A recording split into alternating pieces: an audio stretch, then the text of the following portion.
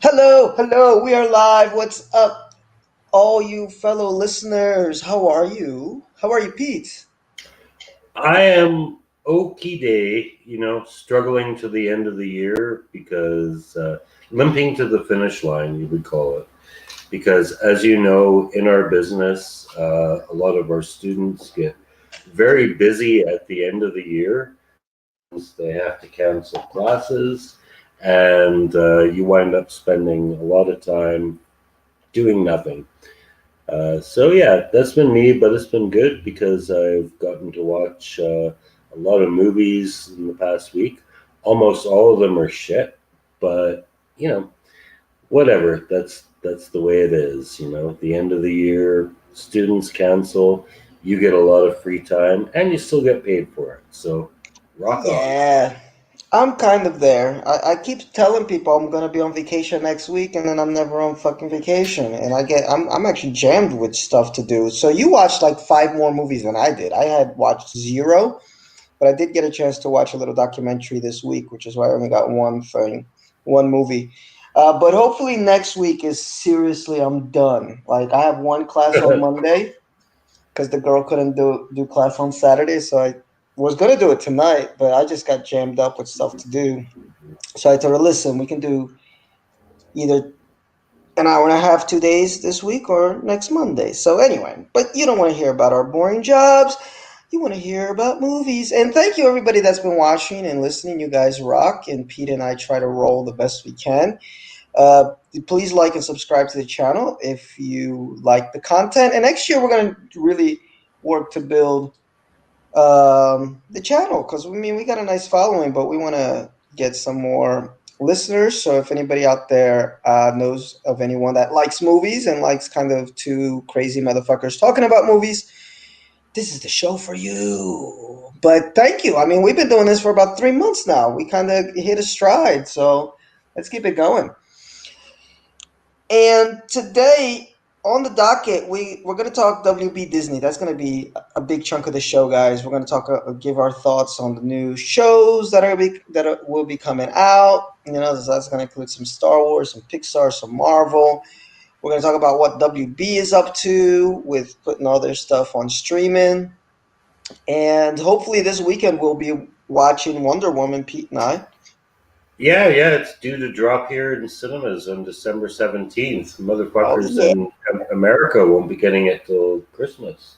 Yes, we get it early. I would watch it on a Thursday night. I've gone to premieres like that, but I don't know if you're busy Thursday night. Um, and oh no, I can't this Thursday night. So we'll watch it on Saturday, Sunday. So next week, look out for a review of Wonder Woman 1984. Is it 1984 or is it another year? Wonder Woman 1980s version. And 1984, 1984. okay, and we'll also talk Sound of Metal, which is a movie I wanted to see this week, but I just had zero time to do. But Pete watched it like a good movie watcher that he is. I did get to see AmarElo today, so for any of you hip hop heads out there, you might find this interesting. Well, I'll talk about it when we get to it. And finally, Pete's gonna talk about a very misogynist, Yeah, irreverent, non-PC movie called MASH. So we'll get to that in a little while. But first, as usual, whoops, quick picks. What are we doing, Pete? We talking Mando again? yeah. You can start with Mando, and then I'll just throw in a few movies that I saw this week that I didn't really think were worth wasting that much time on, but deserve mention. Well, Mando, I thought was pretty damn decent this week. It was a very quiet episode, and And it quiet. They blew up like a fucking nuclear reactor. no quiet. What I mean, well, yeah, at the end, but it was just a lot of just two guys on the road, basically Yeah. talking. And so it was a very talky episode, very kind of, what do you call it? Digging into the characters type of episode, and definitely quiet compared to like the dazzle of the last 2 weeks where we got Right. Ashoka. What is her name? Ahsoka. Yes. And Ahsoka.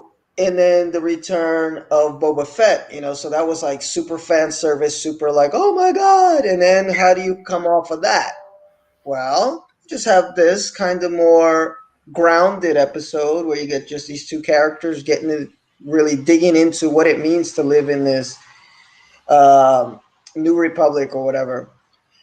I And don't. I dug it a lot. At first, I was like, "Oh, where's this going? Where's this going?" But then I just kind of was like, I got into it, like just like a buddy, not a buddy comedy, but like a buddy movie, whatever. Just two guys trying to go in there and get the codes to find out where the what's the bad guy's name? Moff. Moff I'm terrible. Moff Moff Gideon. Gideon. You Yeah, can tell I'm terrible with names. Um, so but it was cool. And Bill Burr, right? That's the comedian, right? He's the guy yeah, that was playing the dude there that they kind of let out of jail. yeah. It was cool to see like the two things I appreciated about this episode. One, nice to see them give a different perspective. Like, look, from the bad guys, like, yeah, I was on the wrong side, but we got to do what we got to do in a time of war or a time of tumult. Just because I was on this side doesn't mean I always believed everything that was on this side, but that just happened to be where the chips fell and Right. I went with it. So it was cool that they were able to give this real deeper characterization and even a little bit of character development, which has been a criticism of the show that there's zero character development. And even for Mando, I think it gave him some character development because Oh man, he spent half the show with his face showing. I mean, I swear to yes, God, and apparently this is true. Most of the time, it is not Pablo in the suit. He does most of it remotely by voice acting. oh, And I this is believe that. one time we actually see like Pablo on screen. We see his face, and we see him actually being the character. Well, I was expecting that to happen because I'm like, dude, as an actor, like one thing you want to sell is your face. So I don't know if I would ever sign up to do a show where I wouldn't be able to show my face at least once per season. So I was waiting, just like last season. They did Yeah, have the one episode where he showed his face. I'm like, well, eventually we're gonna have a show his face episode because yeah. Well, you know, Bo-Katan kind of took a strip off him in I don't know 3 episodes ago. She's like, "Oh, wait a minute, you're a convert. You're not really one of us." And he was like so crushed. He's like, "What? This isn't the way, the quote unquote the way." yeah. No, but I appreciated that, and it kind of I like that it one, of course they showed his face, but two, he's such a by the book type of dude. In this season, well, a little bit of last season too, but this season more than last season, he's been having to stretch that by the book, little by little by little, in realizing that hey, yes, there is the way, and we haven't even heard that phrase as much this season. Last season was like every episode, No, this is I the think way, they this is want the to way. bury it. I think they want to bury it a bit. Well, yeah, but they want to bury it for a good reason because it's a great phrase. It's a great catchphrase, but it's because I think that's his development that he realizes That there that is more than the way. exactly there are various paths that he can take. So it's kind of interesting. I like that about the episode. So that's the one thing I liked. And then the other thing that I liked, and I don't want to sound like I'm stealing from Kevin Smith's podcast, which I did listen to earlier today. But one thing that he appreciated, and I did too, was how we got to see the guys from the Empire Yeah, kind of celebrating, like they like because you always they're so stoic, in all the movies. You're like, do these people have any yeah. fun? Like, what do They they have do? sticks up their butts, man. Yeah, like what do they do after they take over a planet? Like there's got to be like they can't all be just these robots. It was kind of cool to see them kind Well, of no, let their guard down. they were happy that the fuel got to the station. They're like, "Fuck, our Exactly. bros are alive, man!" Yeah, Like, little thank you. victories. Yeah, yeah. Little So victories. yeah, I Yeah, can relate. but I mean, you're a bigger Star Wars fan than me, and Kevin Smith asked the same question to the audience. He's like, I can't think of another time in Star Wars canon or wherever where you've just seen the bad guys let their guard down. Every once in a while they'll give a little yes, but that's about it if they blow up a planet or something. But like they just let it's like they felt more real, than just Yeah, these kind of stoic. Because I'm always like that with some movies where you have these bad guys that are so hardcore, and you're like, after they take over, like if they actually beat the good guy, like they're not gonna have any fun, Like what are they gonna right. do? They're just gonna take over the fucking planet or the area that they're trying to take over. They're just gonna sit there with this bitch face on, this resting bitch face. And I'm Yeah, like, oh, it was kind of cool that it showed that no, they are. Well, I don't want to say humans, but they're whatever they are. And they got feelings and they get excited and they want to have a couple drinks and they're just kind of letting their hair down for a second. I mean, they're still kind of Nazis, but they're able to let their hair yeah. down. I think So the feeling I got though is that they're underdogs now. Like the New Republic is in exactly, charge, and the ex Empire, they're like the new rebels. exactly. The script has flipped on them.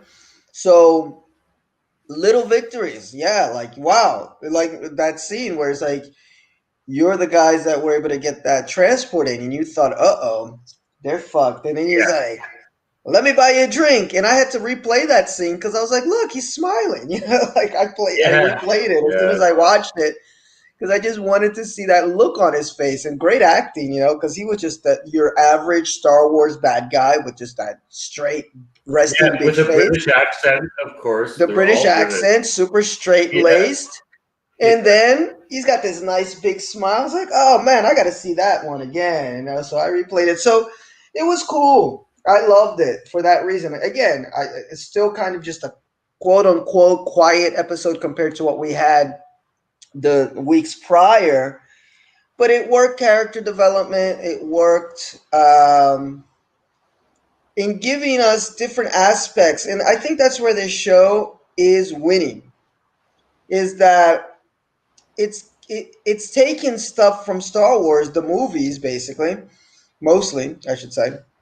oh, a lot from the And cartoons as well. no, I'll get there, but I'm talking about the movies. It's taking stuff from the movies mainly that we just been used to seeing in these little boxes. It's this and this and this, and which works for the movies. You don't have as much time in the movie to show Darth Vader on his downtime, Yeah, and it's allowing us to have that downtime, and it's for me it's fleshing out these characters that we're accustomed to from just the movies in a really fabulous way. Like that's what I'm enjoying the most about the show. Yes, of course, it's also tying in the greater universe, even the video games and stuff. I mean, right.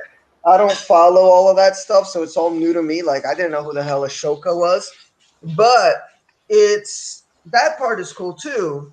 But for those of us who are just kind of passive Star Wars fans that have just watched episode 1 through 9, it's so cool to see these places, these characters that we recognize, but in a different light, and in a better light. It's like everything they've been able to improve so much that some folks were joking that bring Jar Jar Binks into the mix. They might actually make Jar Jar Binks better. He's like one of the only Star Wars characters I can think of who didn't die. I mean, besides the sequels, and the sequels everyone knows, except for Kylo. But yeah, from episodes 1 to 6, I think Jar Jar Binks is the only character who we don't know how he ended up. I don't think we want to know. I have to close the That's window. true. It's raining hard. I Yeah, don't I want. know. I It's don't think we nasty want to here. know, but I trust these writers enough that man, if Jar Jar popped in the blue, I think they'd be able to make him a cool character. Yeah, Because these well, motherfuckers. one thing I really liked about this episode was the face recognition aspect. And Boba Fett tells Mando, like, it can't be me. And he's like, why? And he says, let's just say they know my face. And that's become a meme. It's like blown up in the last week because he's the clone army. his face is like Jango Fett was the prototype for the clones. So yeah, of course they would know his face. Yes. He's the clones. No, it's cool, and we got one more episode left, so it's gonna be a Yeah, they're not going to chock resolve full this of. in one episode. We got season 3 coming. Yes, I mean, any guesses? You think they're gonna be able to rescue little Yoda? Grogu, I believe Grogu. yes, Grogu. I believe so, but I don't believe we will see the end of Moff Gideon because he's such a horrible character. And when I say horrible, I mean that in a good way. He's like an awesome villain. And why would you want to kill that off, man? You want to keep that. Mm-mm. I agree. Don't get rid of that guy at all. Great actor. What's his Yes, name? yes. Esposito? Giancarlo Esposito, yes. Yes. No, man, Also for the me, bad and guy in I'm probably in the minority for this, but Breaking Bad, best season was season 4, which he was in. And for me, it yeah, could have ended there. Like, I watched season 5, it wasn't bad, but right. it was kind of like I came already. Season 4 and season Yeah, 5, it was when he like, said I won, and that was the end of the season, and it was like, damn, you come full circle, buddy. I was good. Like, Breaking Bad could have ended on season 4, and I would have been happy with it. I was like, wow.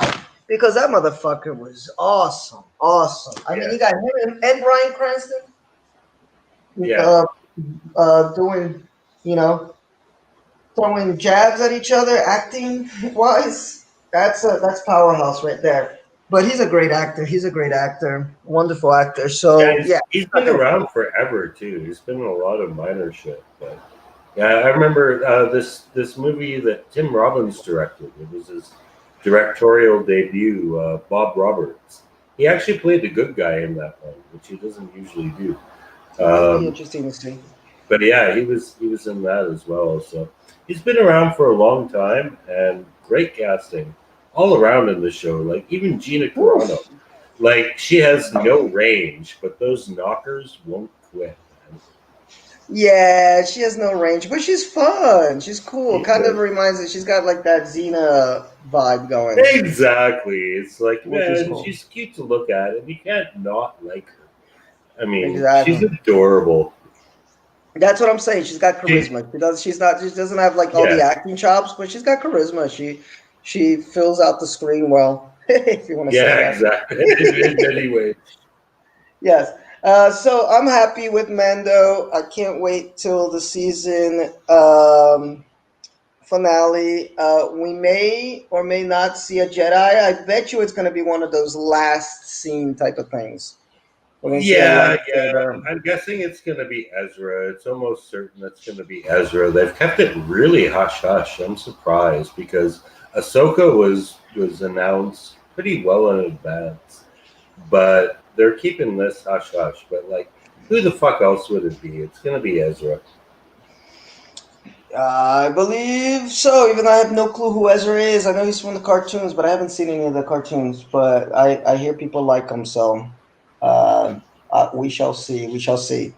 Although what the cool part about this is that it's making it so people like myself kind of check out the other properties. And I know that the guy who's writing, what's his name, Filoni, he's the guy that's behind. He's like the Yes, yeah. Dave mastermind. Filoni basically rescued the disaster of a movie that was the Clone Wars and turned it into this giant cartoon franchise. Yeah. But anyhow, what quick picks you got? All right, I'm just gonna get in one because I think we need to get on to the Warner shit. But yeah, I actually got in 3 A24 movies this week, and 2 of them were garbage. But one I saw that I liked was called Ladybird, and I just recommend it for people who. Ladybird.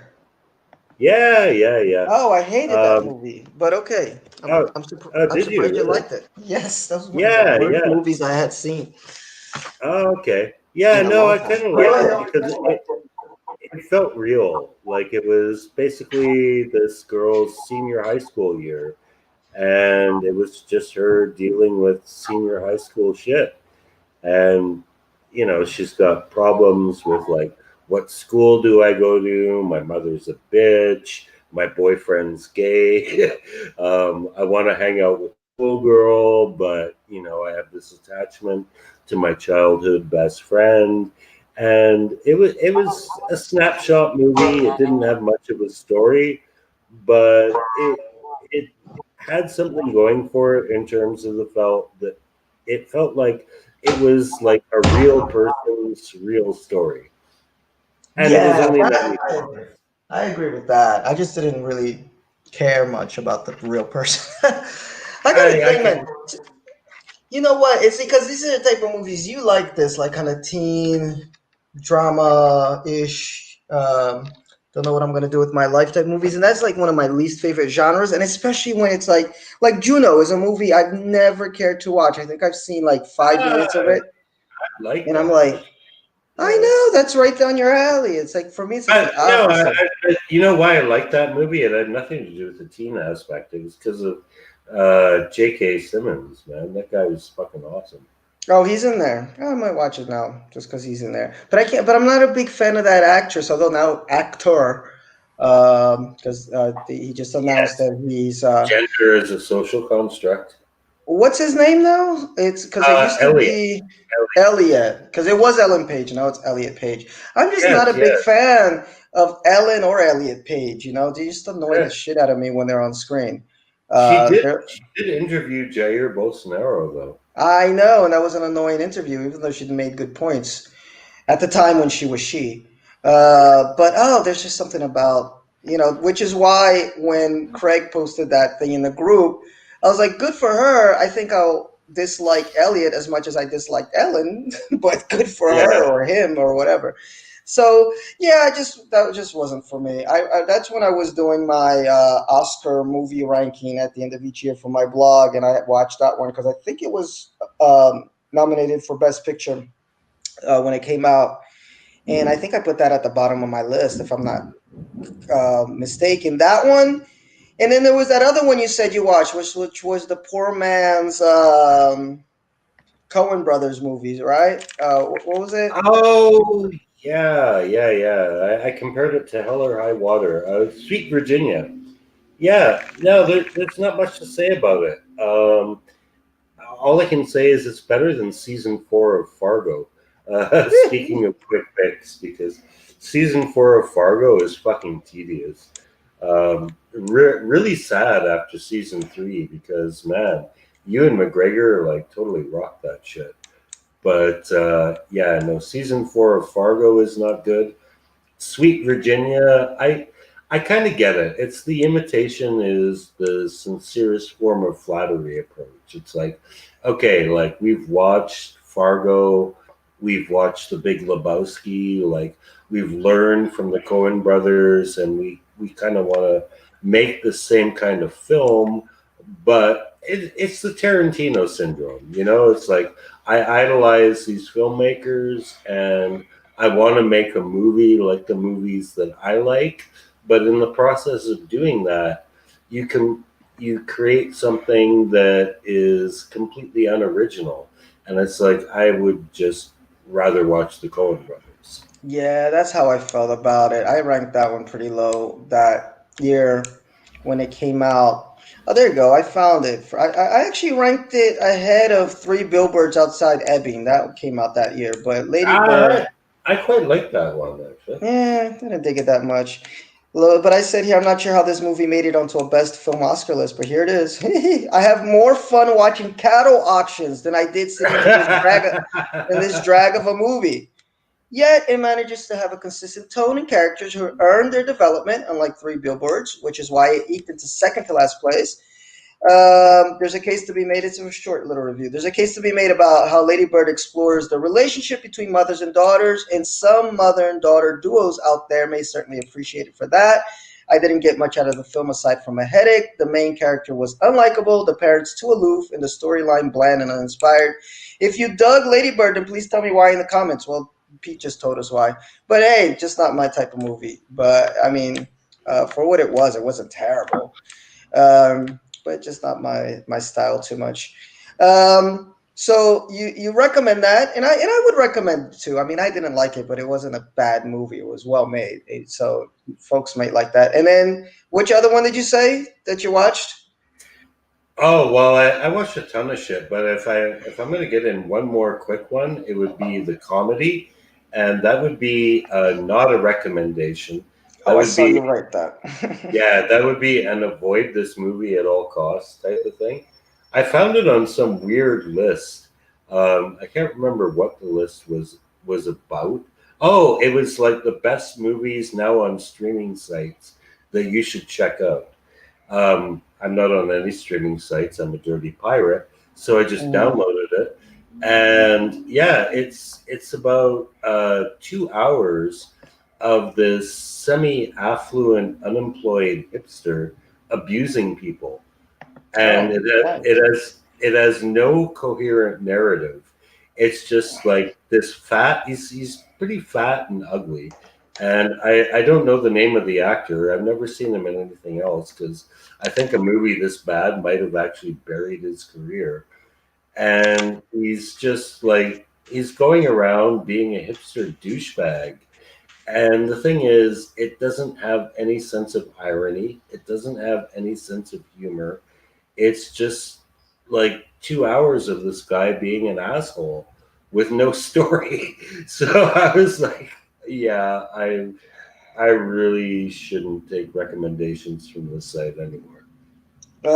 It plays like an opportunity missed. That's what the New York Times says. Uh, the real problem, when all is said is done, isn't the movie, but the man with the microphone. So yeah, pretty much, it got like a 1 star rating on Rotten Tomatoes. I'm trying to find out who the actor is in this movie. Uh, the comedian. He's an insult comic. Look, Maybe that. Robert De Niro is in it. He's Jackie Burke. Is this the right movie? Robert De mm, Niro, Leslie Mann, Danny DeVito, Edie no, Falco. no, What was the name of no. the movie again? Because I put the comedian. Uh, the comedy, the comedy. Oh, okay, the comedy. Well, the comedian is a different movie. Let's see, the comedy movie. Well, that's so difficult to find because now they're going to show me a bunch of comedy movies. This came out in what, 12. 2012? Okay, Yeah. that's going to make it easier to find. The comedy film. Okay, I see him. This little fat dude. Okay. And it is the cast. Eric Varenheim. That's him. Van Arman. I've never heard of him. I don't know what he's been in. No, I But all don't right. think he's in much. I think this pretty much sunk them. Avoid this movie then. Man, on the wiki page, they don't even have him listed in the cast. They were like, fuck him. Yeah, let me see here. Filmography. I bet he's been in a few things. He was in Us. The Oh, really? Ant-Man and the Wasp. Was he the guy, the couple that got killed, the white couple that had the girl I don't. from in either case. All right, then skip that movie. Let's get to the fun stuff, guys. Yes, let's get to fucking Christmas presents. Let's get to Mickey Mouse meets Bugs Bunny. Look at that. You know what movie this is from, right? No. This is from Who Framed Roger Rabbit. Oh, lovely, lovely. I haven't seen that in years, but Oh, it it is still a holds classic. up. Yeah, it's It great. still holds up because I watched it maybe 3 years ago, and it is a classic. But it's cool because you get like I don't know how they managed it. Well, I did read an article about it, but I forgot like how to get the WB and Disney characters all in one movie. It was hard to do, but they managed to do it. So guys, we have so much stuff here, and we're just gonna run down as quickly as we can. Okay. Let's start with WB, and we'll get into the Disney stuff later because WB is faster. So the big news from WB, Warner Brothers, is that to fight the pandemic and knowing that people aren't going to the movies like they used to, they're going to release all of their 2021 movie catalog at the same time on HBO Max at the same time as it hits theaters. So it's going to be simultaneous. And by the way, because somebody I was talking to was getting confused. It's not they're not gonna release everything at the same time, people. It's simultaneously in the movie theater wherever they can and on HBO Max. So, man, this is crazy and it's great. I mean, if you can't get to a movie Yeah. theater, but look at some of the titles that will be out. Where's my article that had the titles from the WB? There it is. Well, Dune is one. I'm waiting for it to load here. It's taking a while to load. Yeah, today I'm having a slow computer day, guys. I don't know what the hell is going on. I'm going to have to refresh the page. Oh, there you go. So Dune, we're going to get Matrix 4. Going to get Wonder Woman. Oh, God. 1 second. Yeah. I think I will actually skip Matrix 4. Like I'm not that interested in seeing it. Oh, I'll watch it. I didn't watch 2 and 3. I mean, I've seen bits of it, but I'd be interested because original Matrix is so good. 2 and 3 felt kind of bloated, and most people that have seen them say the same. But it's been a long time. Maybe they can reset it and kind of make a focused movie. If they can make a focused Matrix 4, I'm in, because Matrix is cool. The Little Things, don't know what that is. Denzel Washington movie. Judas and the Black Messiah is coming out, directed by Shaka King. Tom and Jerry is going to get a movie. Actually, here, I can share the motherfucking screen, because that'll make my life so much easier. Let me just close all my porn sites. Give me a second. I'm joking, but I'm having a problem here. There you go. Let me stop sharing Mickey Mouse for a second. And I'll share this screen. Oh my goodness, Pete. I'm having a bad computer day. My goodness. Okay, there we go. All of 2021's Warner Brother movies that will be out next year. In this year, starting with Wonder Woman, which I'm excited to see. So here we go. So here are all the 2021 Warner Brother movies that will be released on HBO Max. So starting with The Little Things, which I have no idea what that is. It's a crime thriller. Starting Denzel Washington, Rami Malek. Rami Malek and Denzel, that's a good combo. I'll watch it. Yeah, Judas and the Black Messiah. That's a true story drama. Chronicles a tragic story of Black Panther Party leader Fred Hampton. I'll watch that. Tom and Jerry, I love. I'm not sure if I would watch this movie, but I love Tom and Jerry. The Many Saints of Newark. That was one that was supposed to come out a while ago. David Chase and Lawrence Conner. I've heard about this. Yeah, that was like David Chase. He's the Sopranos boy, right? It's a prequel to HBO Sopranos and features younger versions of characters from that film. So this one's nice. Yeah, I've heard about this one for a while. I thought it was going to be a series, not a movie. Reminiscence, sci-fi thriller by Lisa Joy, starring Hugh Jackman and Rebecca Ferguson. Westworld co-showrunner Lisa Joy makes her feature film debut it's a sci-fi story about scientists who discover a way to relive your past. I don't know. This I gotta see. Godzilla. Yeah, of course, man. We are 100%. Lizards versus monkeys, man. I love it. And if you've never seen the original, watch it. It's great too, as campy as it is. It is. The Conjuring. This is a series that never ends. The devil made me do it, so good for them. I watched the first one. It's not bad. I only watched the first one. I haven't seen any of the sequels. In the Heights. That looks like a nice. That looks like Carnival. Yeah, the story of a bodega owner in Washington Heights who dreams of a better life. Space Jam: A New Legacy. Goodness gracious. This takes me back. LeBron James taking the place of Michael Jordan. Oh, we got Sonequa Martin Green on there. Wow. So LeBron James is teaming up with Bugs. This was my movie when I was a kid. Space Jam. But it was Michael Jordan at the time. The Suicide Squad, finally. James Gunn.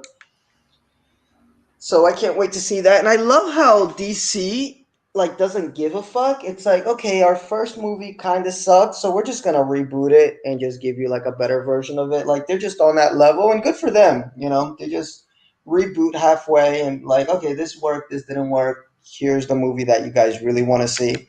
So I'm looking forward to watching Suicide Squad, Doom, which I know there's a bunch of motherfuckers who can't wait to see this. Yeah. But I've never read the book. Have you read the book? Have you read I Doom? have not. I have not. I And actually tried. I tried. I can't say I didn't read it. I tried to read it. It's fucking boring, man. yeah, it And seemed like I just quit. I just quit. Didn't see the Du- Bowie movie either. Dune is one of these movies slash books that I think it's the fans that drove me away from it because they always come off as like these I'm better than all sci-fi Yeah. fans. Yeah, exactly. And it's like I know like the Hitchhiker's Guide folks were like that too when I was a kid. I'm just finishing reading the Hitchhiker's Guide to the Universe now because I just stayed away from it for so long because I couldn't stand the motherfuckers who liked that book because they were like they made it seem like, oh, we're like the super intellectual crowd and I'm like, fuck it, it's a funny book, I enjoyed it, It but is. Yeah, yeah. He's um hilarious, man. but Dune people were worse, so I've stayed away from Dune. But I'll check out the new one. Although I always hear that it's the word on the street is that's a really impossible book to film. Yeah, So yeah. Yeah, we'll I see mean, if one they of my manage favorite it. books of all time is Jack Kerouac's On the Road, and they made a movie of that. And I was like, man, that's going to be impossible to film. And it was. It was a terrible movie, I can only imagine because because it followed the book. yeah, but that's a book that's mainly in the guy's head, so it's kind of tough to film that. I'm like that with Siddhartha. Like I would love to see a version of Siddhartha, but how the fuck do you film that book?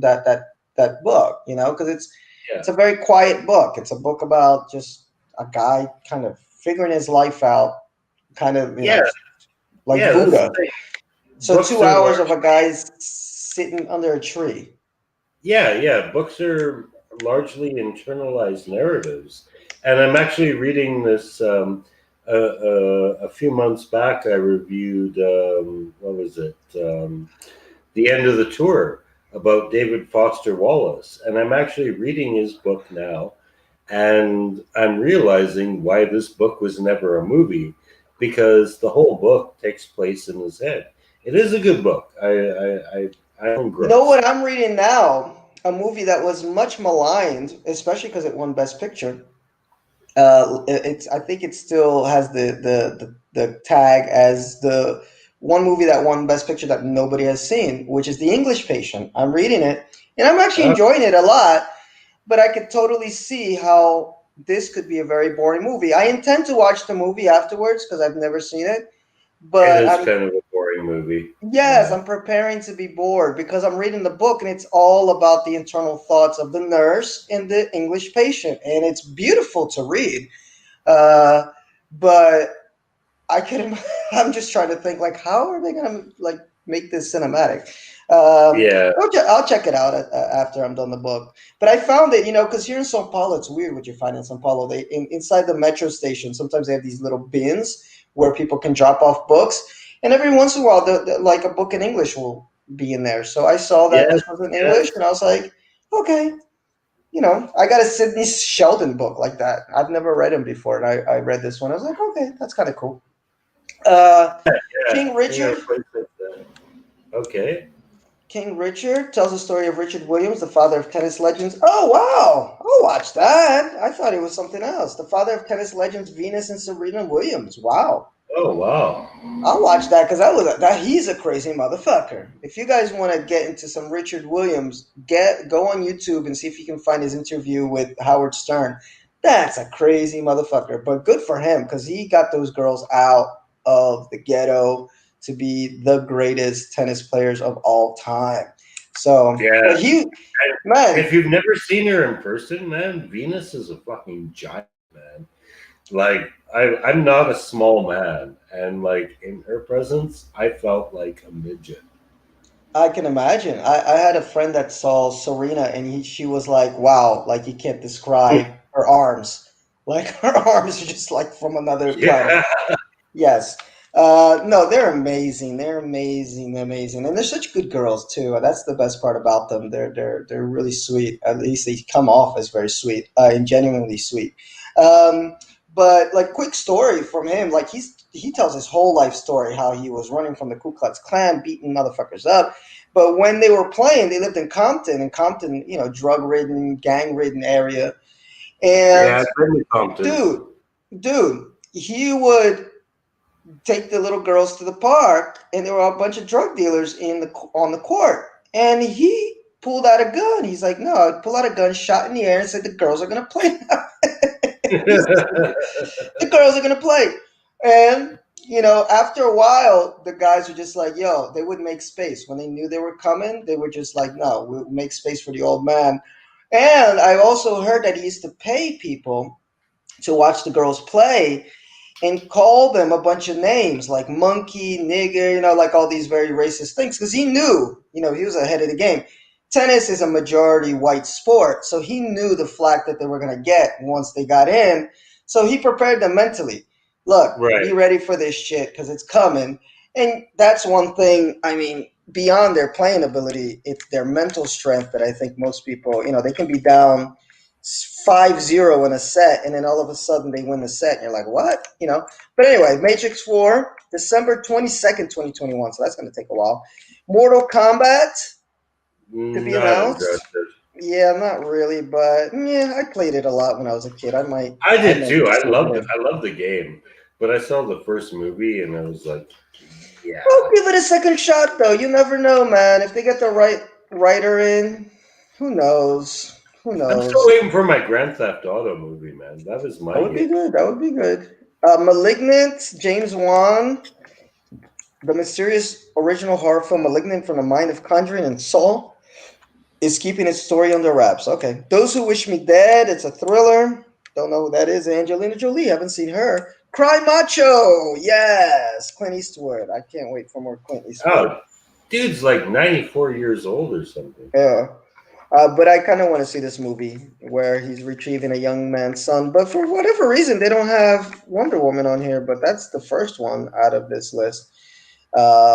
So we can't wait to see that. So, guys, that's the future of movies, man. I mean, I was joking around with my friend in the WhatsApp group, and I told her, "You ever see those sci-fi shows? You don't see many movie theaters in them, So the Yeah. future really is ways to not leave your house. So it was gonna come one way or another. It just the Yeah, pandemic kind of. I don't think so though. I think like I don't know, vaccines are coming, so I think people are from what I've seen in my social life in the past week, people are really eager to get out. Like you do have these people who are afraid, but you also have these people who are like, fuck it, like give me an opportunity and I will go. I don't know if it's gonna go 100%, man. It's gonna take a while. Even with the vaccine, I think at least another year of people unsure, of should I go out, should I not go out, should I hang out in these big crowds or not. I mean, there's gonna always be the people that don't give a fuck. But Right. I think it's just once you experience the comfort of not having to pay, because it's expensive to go to the movies, It and then you have to wait is, in yeah, line, yeah. traffic jam. It's like a whole big event going to the movies sometimes. And Yeah. once people get accustomed to, look, I mean, they'll just buy a big screen TV, and nowadays these TVs are like almost like personal home theaters. Um, I don't know. I think it's going to be a shift that is not going to go away soon. The same way music shifted, on the digital end. I mean, there's still physical Right. copies of stuff that you can buy, but it really shifted. Once Napster came out, and then they realized, hey, we got to do something to keep the money flowing. And nowadays, I mean, it's difficult to find a CD collection or in somebody's house. So I think it'll be a shift that I think will stay with us for a while. Movies will still be out there, the movie theaters, Mhm. but I think it's not even based on the pandemic or fear of getting sick. I think just people are Yeah, gonna be it like, might have man, been heading I that can. way anyway. Yeah, I think it would have been. Especially if you see how many of these like last 2 3 years, how many companies came out with streaming services. I was like, what? Because for a long time it was just Netflix, Netflix, Netflix. Yeah, And then yeah. you got your Hulu, which Disney just bought. You got your Amazon, but then like ABC, I don't know if ABC has one, but CBS, the CBS All Access with Star Trek Discovery, that was their flagship Of course, show. of course. You got the Peacock network now, and it's like motherfuckers are like, yo, people are staying home, and I You think were it's. supposed to destroy cable television, not become them. I know, but that's just. I think it's the wave of the future, and even for work. I mean, you work with a lot of professionals, and I mean, from my talks with them, it's kind of 50-50. Half of the people kind of would prefer to just keep working the way they are, like from home. Others are, now I want to get back to the office. And then there's a whole bunch that are, hey, if I can do 3 days at home, 2 days at the office, or two at home, three at the office, I'm good. So I think once people got a taste of I can stay home and it still get shit done and still have entertainment, I think that's going to be a big shift. So if Yeah, any of you guys are investors, I would definitely start investing in these home streaming technology. services. Yeah, yeah. That's going to be the thing. So let's get to Disney. I mean, like I said, guys, this is going to be the majority of the show tonight. We'll do some reviews at the end, but we're just kind of having nerdgasms right now. Um, the 52 things Disney just announced. Okay, we're not going to go Oh through all my 52. god. I Oh my know, but god. they went So much. crazy. But Yeah, first, yeah. And what blew me away about it is like, you motherfuckers haven't dropped half the shit you said you were gonna drop in 2020, and you haven't delivered that yet. And now you're saying you got all this new shit. Like, where the well, fuck did that this come from?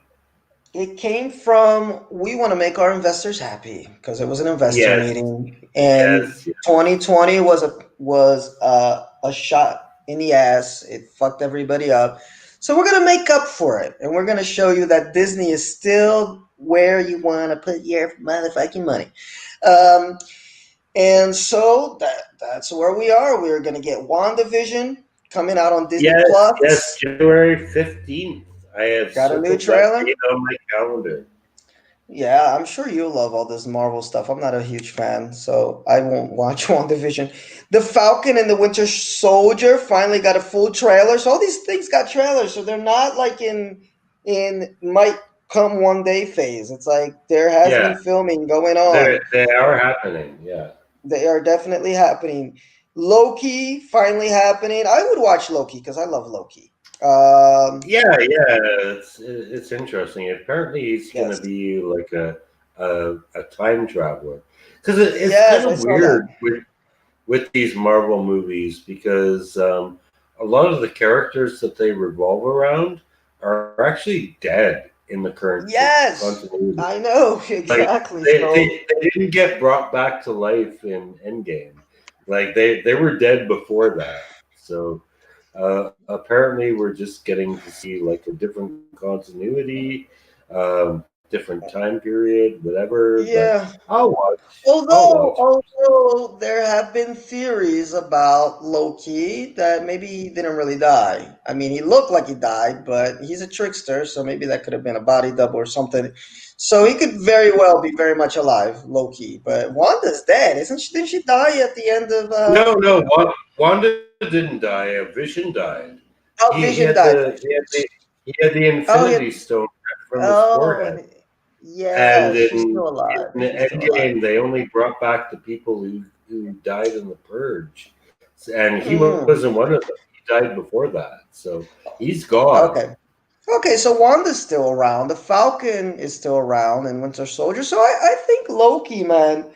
I mean, there's a lot of fan theories about like maybe he didn't really die when he got choked out by Thanos. Thanos. So Yeah, we might get a present day Loki. Hawkeye, he's definitely still very much alive. Um, what If is an animated series featuring the voice yeah, acting yeah. cast That was from the Marvel actually a Universe. long. Yeah, that was a long-running comic book series that they had in Marvel in the '80s, and basically they took key stories from famous comic books and they did what if things had gone another way, and it was a great. Basically, it was a kill fest. It was an excuse to kill everyone. It's like, what if we'd done things the other way? Well, everyone would have died, motherfuckers. That's why we didn't do things this way. But if you wanted to see that story, here it is. Cool. Phage also announced 3 new series coming to Disney Plus. Ironheart. By the way, I'm reading from The Verge in case you're not looking at the screen. Oh, did I forgot to share. I might as well just share the screen. Wait up. Screen share. Where is it? There you go. We got Ironheart, which is the engineering Yeah, from I James. don't know anything Oh, about that. I know Ironheart. It's that little black girl who's the she built a Tony Stark suit. You know, she got her own comic. There you go. Yeah, There's yeah, Ironheart. Ironheart. I've, Oh, wait up. I've heard I about can't. this. Yes, Ironheart. Let me see. I can show you that real quick. It's after my time. After my time, I guess. Yeah, it wasn't as successful as Miles, the comic. There's Ironheart right there. Um, and of course, they're like a bunch of butthurt, you know, white boys who are like, oh, she's taking over Iron Man Yeah, now. She's a completely separate character. She just happened to build a a suit that was very similar to Tony Stark's, and he kind of actually becomes a bit of a mentor for her. So that's the story of Ironheart. So we'll see. I'd watch that. I'd check that out. The comic book didn't do as well. I think it got canceled and restarted, canceled a bunch of times. But sometimes stuff just doesn't work in one media and might work in another. So I'll check that out. Armor yeah. Wars. Nobody reads comic books anymore, anyways. It's rare. I mean, Miles did well. I was surprised Miles kind of took off. Miles Morales, Spider-Man. But you're right about that. And we'll get to Spider-Man in a minute too. Armor Yeah. Wars, which is starring Don Cheadle, who is reprising his role as Colonel James Rhodey Rhodes. Secret Invasion, Nice, that looks nice. interesting. With Nick Fury. So Yes. Samuel Jackson is going to reprise his role as the director, but no dates so far. We also gave some casting updates on the already announced Moon Knight. I don't know what that is. I know She-Hulk, Ms. Moon Marvel. Knight. Yeah, Moon Knight was a really obscure Marvel series. It had a cult following. I never read it, but apparently it's about a guy who has like split personality. Like his alter ego is literally kind of like the Hulk, except that the Hulk is just crazy, and Moon Knight is like his own character. But Oh, yeah, I never read the comic book, but it sounded interesting. I had fans who liked it. So, and apparently, what's his face? Oscar Isaac is attached to it. So that could be kind of interesting. I'm down for She-Hulk though. I dig She-Hulk. Oh yeah, for sure. And Mark Ruffalo is gonna play Bruce Banner in that. Miss Yeah. Marvel. Miss Marvel is different than Captain Marvel, huh? Oh, it's so complicated. It's so Yeah, complicated. it Don't seems get very me complicated. started because that will eat up 30 All minutes right, of time. and then we But got yeah, it's a different character. no, no. Actually, the character portrayed in the movie, Carol Danvers, she was the original Ms. Marvel, and she's had like 100 different incarnations over the years. Okay. But she's gonna appear in Captain Marvel 2. I don't know. That's confusing. I didn't like Captain Marvel, so I probably won't watch that. Marvel Studios is also working on a new Guardians of the Galaxy holiday special for 2022, which will come out alongside the upcoming Guardians of the Galaxy Volume 3. And there's also an I Am Groot series of short films starring Groot. Goodness gracious. But one thing that they didn't put here, which I think is the most exciting, Unless, oh no, they're gonna talk about it here. Movies. So that's TV shows. Oh, okay. Movies. Yeah, We got a yeah. Black Panther 2, This is the which will, TV shows. yeah, that's just the TV shows. Movies, we got Black Panther 2, which will not recast Chadwick Boseman. At least for this next one. It's just gonna be set in Wakanda until they find somebody else to take up the Black Panther mantle, which Yeah, gotta. I don't know. How do you feel about that? Because I think that I don't know. Like, I never knew Chadwick Boseman as a person, obviously, but I think that like he would want like somebody to step up and take that role and have the same opportunities that he had. Like, I, uh, I don't No, know. the thing with this is they're gonna recast the Black Panther because the Black Panther is just the mantle. There's been various Black Panthers, so it just I think for the next movie, just out of respect for what he brought to that movie as that character and him as a person, just that's why they're like, no, we're not gonna just go. Like, how do you recast? Imagine if Christopher Reeve had died between Superman 1 and 2. How are you gonna something that someone that iconic in that role? We're just gonna recast. It's like, oh, I mean, so I get it on that level. It's like, let's just have a movie without a Black Panther in the Wakanda universe, which could be interesting because I did like a lot of the supporting cast in that movie. And then maybe for Black Panther 3, or moving forward, or maybe even at the end of Black Panther 2, they realize, hey, we need a Black Panther. Like the mantle needs to go to somebody else. So they're not making new Black Panther movies I, with the title character, just out of I don't. respect.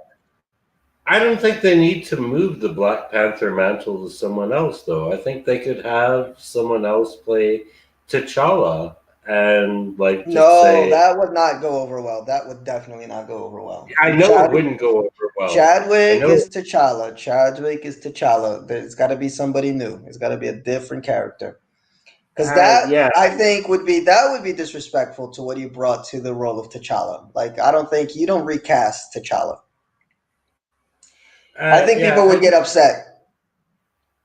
People would get upset, Yeah, it's like but recasting Leia. Remember, we talked about that a couple times. yes, Like, and I was an advocate of that. When yeah, people said like Meryl Streep would be a perfect Princess Leia, I was like, fuck yeah.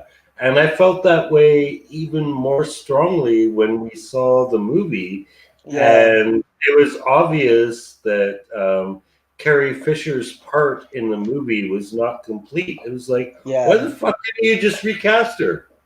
Cause man, I think it's just too soon. I think some stuff like that, like if eventually with all this Disney stuff coming out, I think we're gonna run into a young Leia or maybe even a Luke Skywalker recast.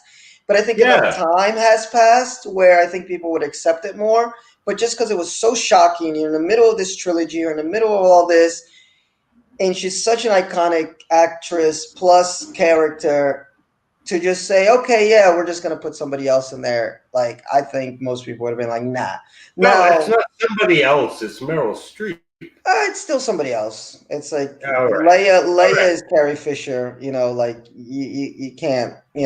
I mean, 5 years later, 10 years later, yeah, for sure. We're gonna get a young Leia, and they're not gonna do like that stupid shit that they did in Rogue One with the CGI. We're just gonna. It's almost like with Star Trek. We get. Yeah, Leonard. exactly. I was going to We ask you that. How did people feel about? Because you're on all these Star Trek groups. I'm not.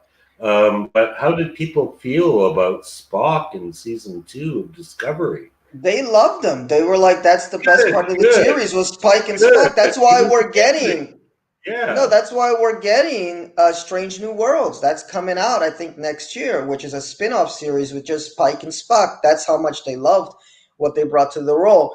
But it's been a long enough period where we saw young Spock, because Leonard Nimoy had only died maybe 2 or 3 years before, but that's old Spock. right.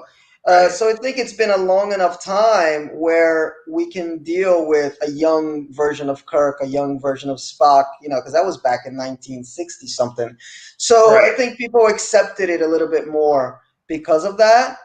But had Leonard Nimoy, died, in the 60s or something, and then just to recast him. Well, I don't know if he had iconic status back then, but it would have been weird. Or even if he had died, well, he did die. Imagine if he died now, in his 70s, and they're like, no, but we really need old Spock for this next movie, and we're just going to recast somebody. No, you don't do that. Yeah. So I think it has to do with timing. It's just timing. Like, Yeah. it's just too soon. People identify that character, and that character meant so much to them. Not Black Panther, but T'Challa specifically. That to just say, oh, we're just going to put another guy in there as T'Challa, people would have been like, fuck no. We respect what he brought to the movie. We'll just have a movie without a Black Panther in that universe, and then moving forward, somebody else will just take on. I think in the comics, it's his sister. But what I heard is that his sister is a very different character in the comics than she was in the movie, because I don't think she would be a good Black Panther in the movie. She's too kind of goofy. I like Lupita. I mean, if they go in that route of making a female Black Panther, Lupita was awesome. She could kick. She was kind of serious, hardcore, kick some ass. I wasn't a big fan of Black Panther the movie, but she was really cool. But anyway, Ant-Man, I don't like those movies, but if you're a fan of them, They're fun for what they are. eh, They're silly. They're silly, but I mean, they're enjoyable. we got Quantumania, which has Michelle Pfeiffer. Oh, I don't know what that is. Jonathan Majors as Kang the Conqueror, one of Marvel's biggest villains. I don't know what the hell that is. Doctor Strange in the Multiverse of Madness. This is the stuff I'm Yeah. excited about. Yes. Okay? I'm excited about that one. Because Sony and Marvel's third Spider-Man movie is all coming together, and we got Doctor Strange coming in, but then we have all these rumors that we already got Garfield signed on to the project as he played Spider-Man in the Amazing Spider-Man movies. Yeah. Rumors that Toby might even get involved, but they haven't signed any paperwork yet. Doctor Octopus, the guy who played Doctor Octo, Yes. not Octopus. What's his name? Doctor Octo. It's not Octopus. Doctor Octopus. It's Octopus? Okay. Yeah. Which was my favorite of all the villains in all the Spider-Man movies. Yeah, Alfred made that Molina movie. is the. Oh, he's fucking awesome. So we're getting the multiverse, which was so cool in Spider-Man, the Spider-Verse, which is my favorite Spider-Man movie of all of them so far. But I love the Tobey movies. I know some people shit on them. I don't know why. I love them as well. I love them. I thought they were great. It's Well, like my childhood dream come true. Exactly. People that shit on them tend to be like the purist, because they're like, oh, that's not really like Spider-Man. And I'm like, man, it's a fucking movie. It's like it plays to a different audience. It doesn't play to people that read comic books all the time. And it was consistent too. It was the same director for all three movies. Yes. Yes. That's where the Star Wars sequels went wrong, is that I know. They had this director switch and then they switch back. And it's like, oh my God, like obviously not everyone is on the same page here. For sure. Now, Spider-Man movies, I mean, part 3 is kind of off and on, but it's still kind of a cool movie. I think it was just a little too bloated. It's okay. It's the weakest of the three, but it's still okay. It's okay. I was really upset with the Amazing Spider-Man movies. They were so terrible. But Garfield was a great Spider-Man. He was closer to the comic book Spider-Man. But the movies were kind of like, yeah. But I love this new kid, though. Even though I still haven't watched the last one, The Homecoming. But that new kid that plays Spider-Man is great. He's so funny. And then because he's the age. He's the age. Like, yeah, and he's just a cocky little kid. I mean, not super cocky, but he's funny, man. He's cute. And he Obi-Wan. No, not yet. Before we get there, like they will not let the Fantastic Four die. They really need to have this franchise work. So they're developing a new Fantastic Four movie. I know. So I have my fingers crossed, but the thing is, like, the actual original comic book is not that good. That's the thing. Like, the source material isn't good. So that's where part of the problems start.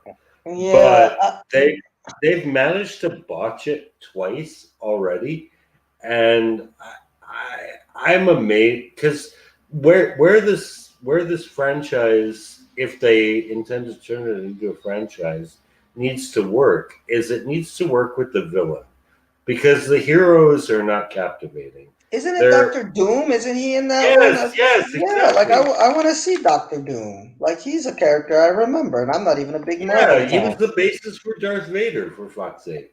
Yeah, bring Doctor Doom in the picture and let that Well, shit no, they did. go They down. did. They In did? both. Yes, yes, but he was terrible. He Oh was boy, terrible. yeah, I've never So seen yeah, him. So I don't know. if I never. if they really need this franchise to work, they got to make Doctor Doom like the centerpiece because the heroes are fucking boring as shit. Um, there's not much you can do for these characters except to accentuate the fact that most of them are assholes. Well, it's going to be directed by the guy that did Homecoming and Far From Home, which is the two Spider-Man movies. So he was a good Okay, director. okay. Virtually no information on the project outside of Watts' name and a teaser logo, but the news is exciting. Ugh. But the prospect of the characters being able to rejoin the Marvel Studio fold, interact with other characters, blah blah blah, it's interesting. So we'll see. I mean, I remember as a kid knowing the Fantastic Four. Like I've never read any of the comics, but they look like interesting, like just visually characters. You know, it looked like a cool team, but I don't know any of the source material. But I'll trust you when you say it's shit. But the characters themselves look cool. You know, like the rock guy, the Thing, right? The Yeah, elastic, yeah. the elastic dude. There's the guy that has the fire, right? So Well, there's well, different. yeah. The one thing where this really needs to be incorporated into the MCU is that in the comic book universe, Reed Richards, he's the scientist. He's like Bill Gates or Elon Musk. He's like the Hmm. smartest man on the planet. Like you go to solve a problem, he's the guy who can figure it out because he's smarter than everyone, and he's an asshole. We haven't name dropped Craig in a while, so yeah, Craig will back me up on this. Reed Richards is an asshole. Uh, but it's because he's an egomaniac and a super genius, and the MCU kind of needs someone like that now that they've killed off Tony Stark. They need Hmm. someone to kind of fill this role. So yeah, He might be the one. yeah, he We'll might see. be as long as We'll he's well see. cast. Yeah, we'll see. Because I've yet to even care to watch any of these movies because of all the bad reviews. But at the same time, it's one that whenever it comes out, I'm like, yeah, I want to watch that, and then I'm like, ugh. So we'll see. Well, let's get to Lucasfilm. Disney not only announced that roughly 10 Star Wars series are coming, Oh roughly, my god, but it that's too also much gave for me, man. I yes, am a huge Star Wars nerd, and like that's too much. and also the final Indiana Jones movie is now in pre-production. Wait, oh my God, they're all over the place. Let me see. Look, Twitter, Disney status. I'm on Twitter here, and it says, "Come one, come all to Disney." Oh, that's the Investor Day thing. Okay, I thought they were going to give me more news on Indiana Jones, but we knew Indiana Jones was going to be released, but it's in Yeah. pre-production, so we'll get some more Harrison Ford. Let's see. So Disney Plus is getting two new Star Wars shows, both spin-offs of The Mandalorian. We already know Ahsoka definitely was going to be one. But also Rangers of the New Republic, which doesn't have much information on it. There's not much info on it, but I'm guessing it's going to follow kind of like those Ranger dudes that we saw, was it episode 2 or 3, where they were on that kind of spider planet with the big ass alien. It was like a Yeah, mythical, yeah, yeah, yeah, yeah. which would Yeah, be and cool. actually, I think I'm pretty sure one of those pilots is one of Luke's buds from Tatooine. Let me see here if we got any info. Like that one's been kind of kept. Not much is being said about it, or I just went on Google here, and the first article that came up is that it's vague what it's about. But it might be like one of those, like imagine like those cop shows, like Chips in Space or something like that. You know, Yeah, like yeah, and I think I would really like that actually, because I'm actually watching Resistance right now, and it started pretty rough. It's getting better, but it's still not really good. But we have yet to see like a portrayal of the New Republic. Well, The it says Mandal here. Go ahead. No, the Mandalorian shows a portrayal of planets that are kind of out of the sphere of the New Republic. So all we know is that they weren't really that effective. But I would like to see a show about what the New Republic did, and more importantly, why they went wrong. Yeah, it says Star Wars The Mandalorian has introduced a few figures of the New Republic, from Marshal Cara Dune to X-Wing pilots Carson Teva and Trapper Wolf. However, it is unlikely a whole series will center on the escapades of Dune, Teva, or Wolf. However, the franchise has explored Rangers of the New Republic before, so there are a few possibilities to play. They're thinking that, well, there's Sector Rangers, who will be the Rangers. It could be our girl Cara Dune. But she's a marshal now, but she could probably play a role in the narrative. But they're thinking it could also take place during the Clone Wars. So who knows? It's very vague what it will be about, but sounds interesting. I could dig that if it's just kind of like this chips in space. We got Star Wars: The Bad Batch, an animated series about the Bad Batch of clones from the Clone Wars. I will skip that, man. I saw the Bad Batch episode of the Clone Wars, and it was not good.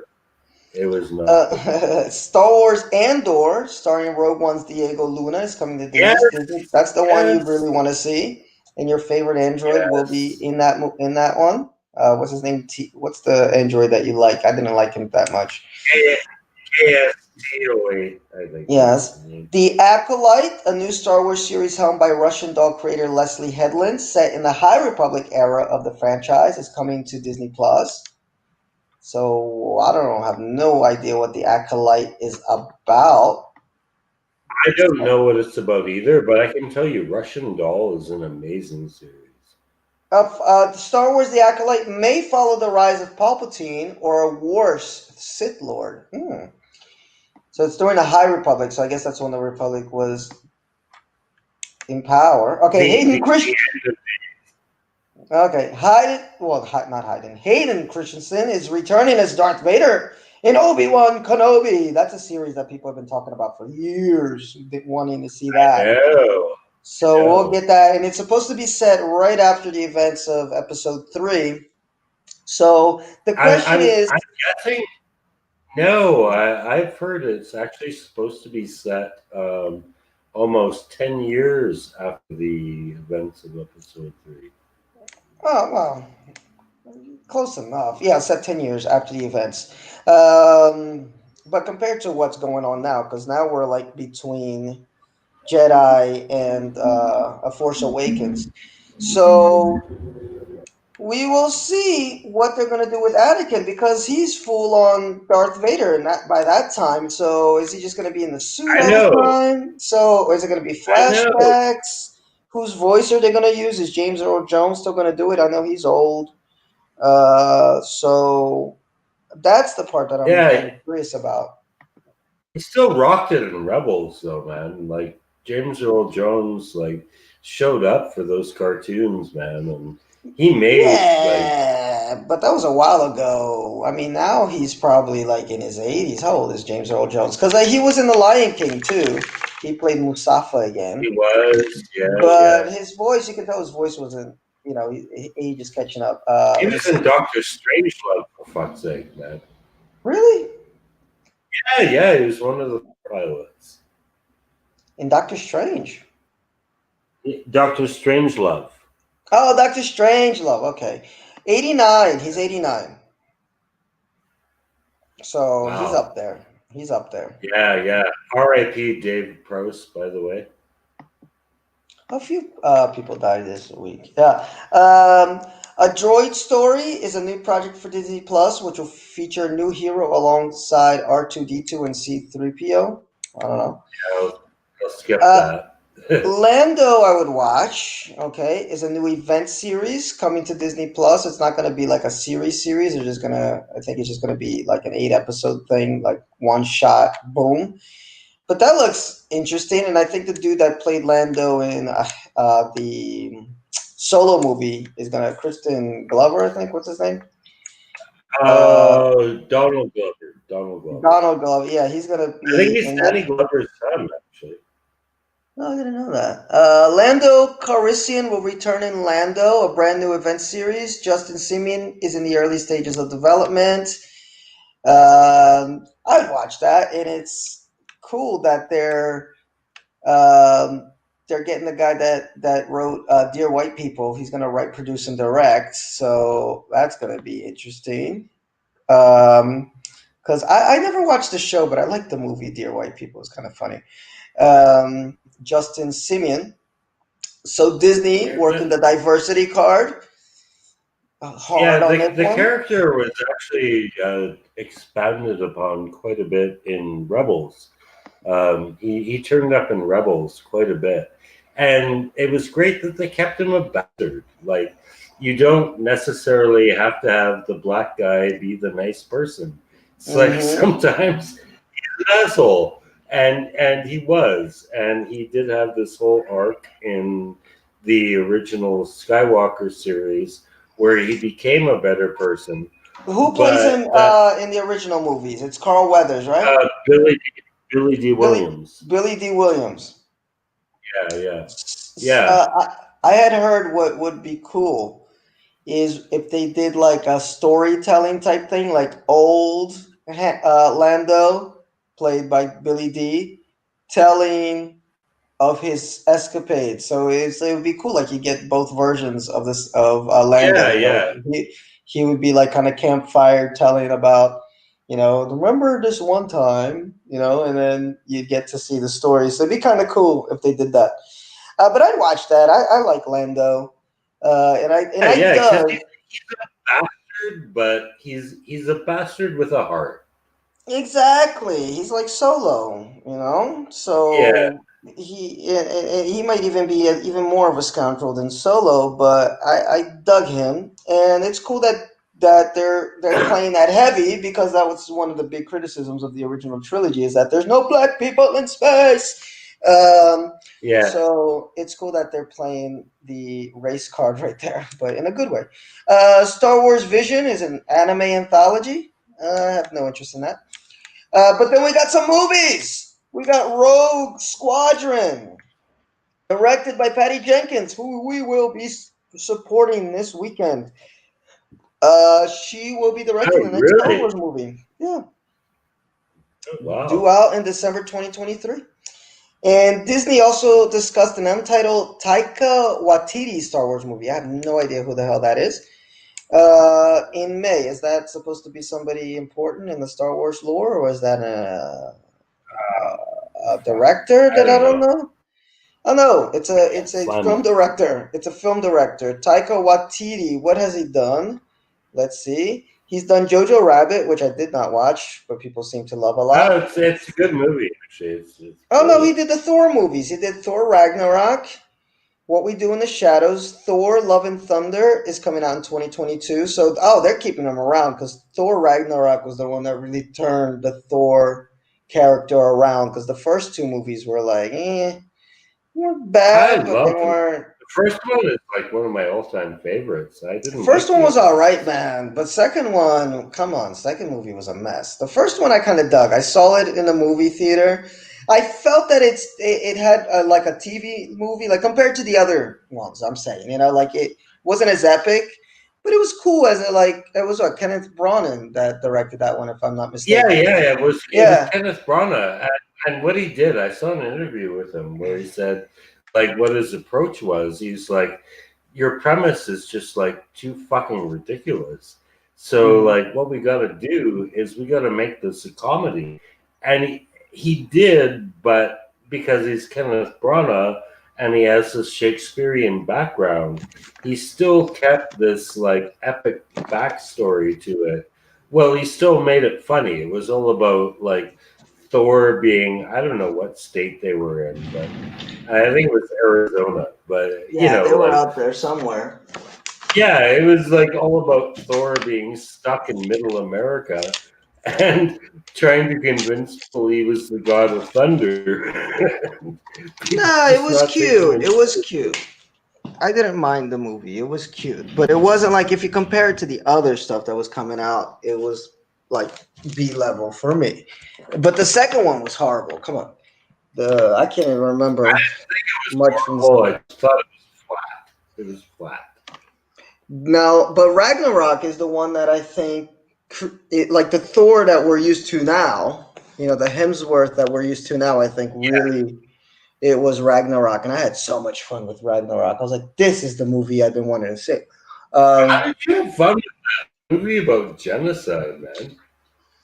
No, but it was funny. Like like they turned him into a comedic character. Yeah, that was the Like problem. It was too comedic. It was about the death of a civilization, and yeah, but he's that can be making funny jokes sometimes. everywhere. That can be Well, funny okay, sometimes. yeah, I Genocide can guess. be funny. Um, the music was great. The color palette was great. What's her name was great. Who the actress that played the bad girl, the bad guy. She's fucking awesome. Kate Blanchett. Oh, Kate Blanchett. I mean, she just needs to show up for me. Just show up and I'm good, you know? So she's one of those. So I had a good time with it. And now we got Disney Animation, Pixar. You know, we're not going to spend too much time on this, but if you're a fan, we got Raya and the Last Yeah, Dragon, if you have kids, yeah. Baymax, Zootopia, apparently people really love, The Princess and the Frog, Moana, which people really love. So they're making a series of that. Encanto, new movie set in Colombia. Iwaju, wow, they're going real, like diversified, baby. Original long form series made in partnership with Kugali Media. I have no idea what that is.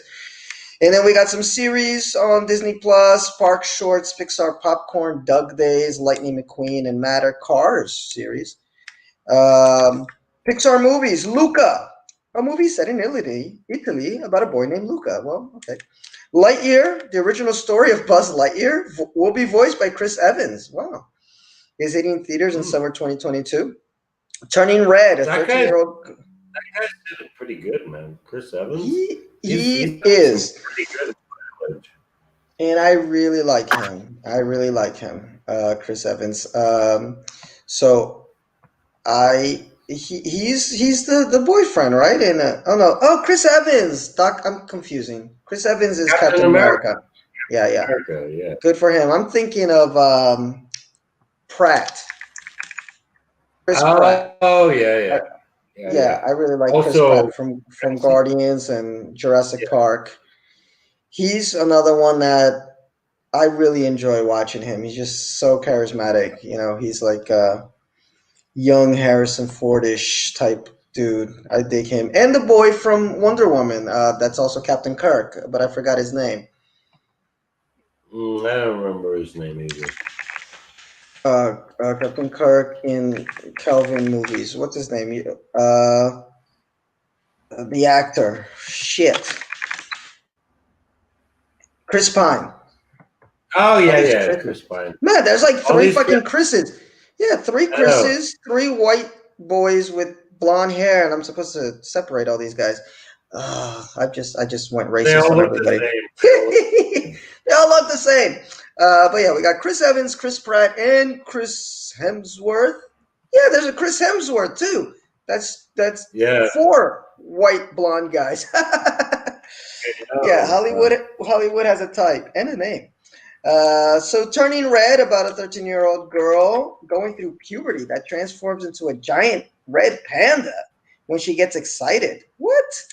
All right, Jesus Christ. that might be a Peter movie.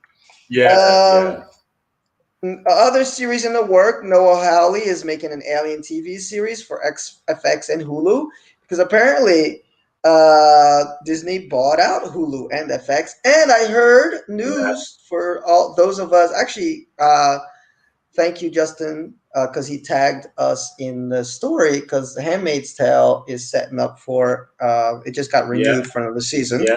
So I can't wait to see Then, more of hey, that show. fuck. The season was supposed to launch in August, but they got Mm. shut down because of COVID.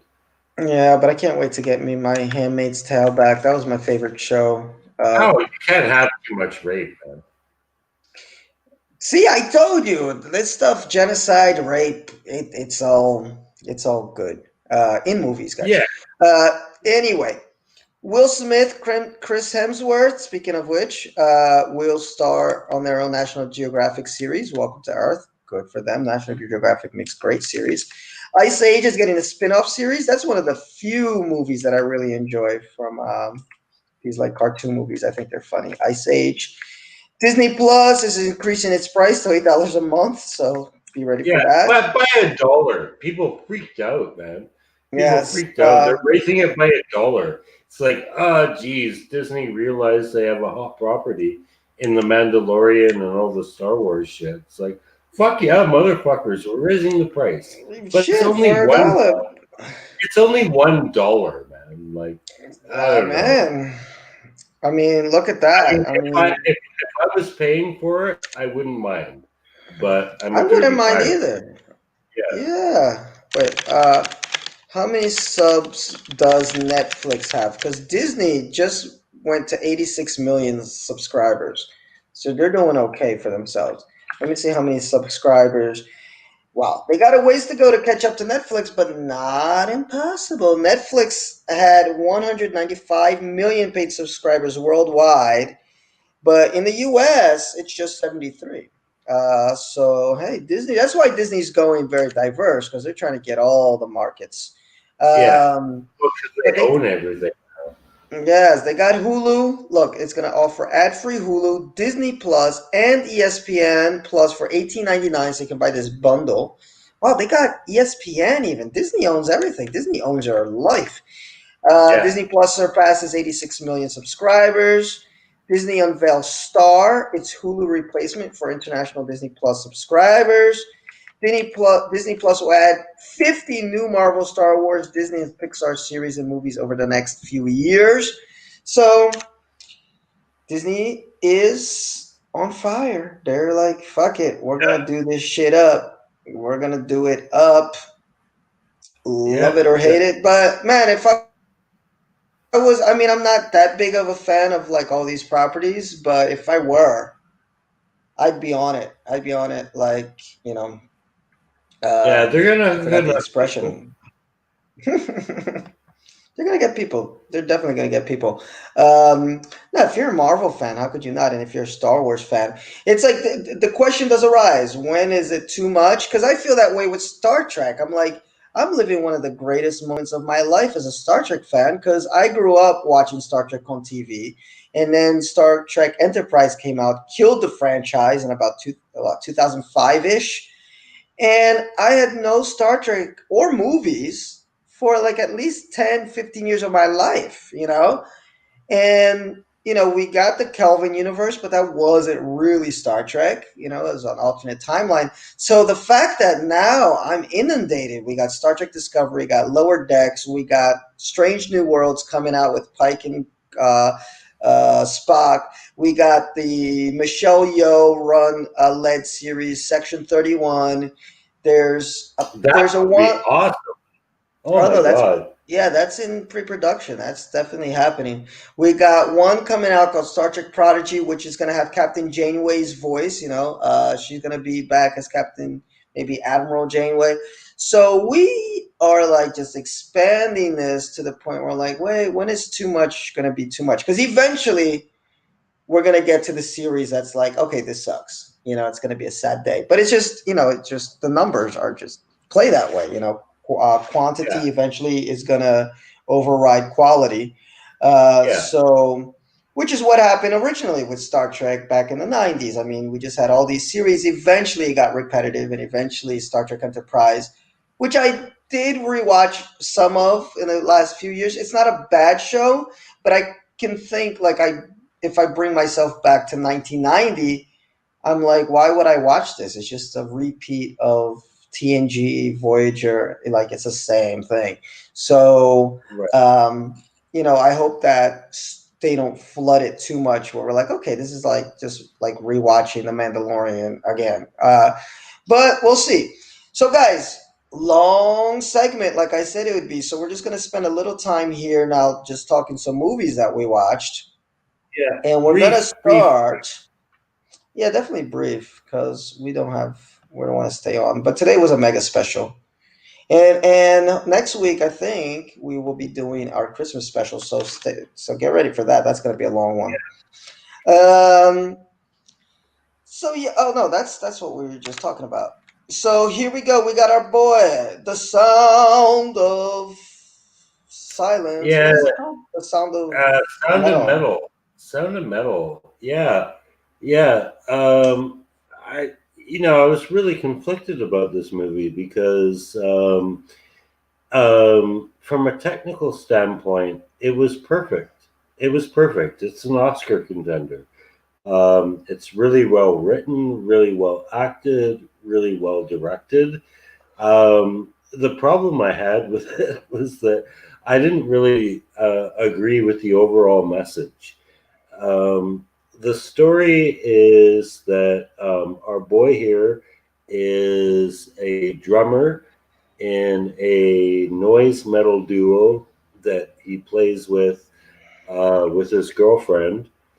And at the early stages of the movie, he starts to go deaf, probably because of noise damage from playing rock and roll shows all the time.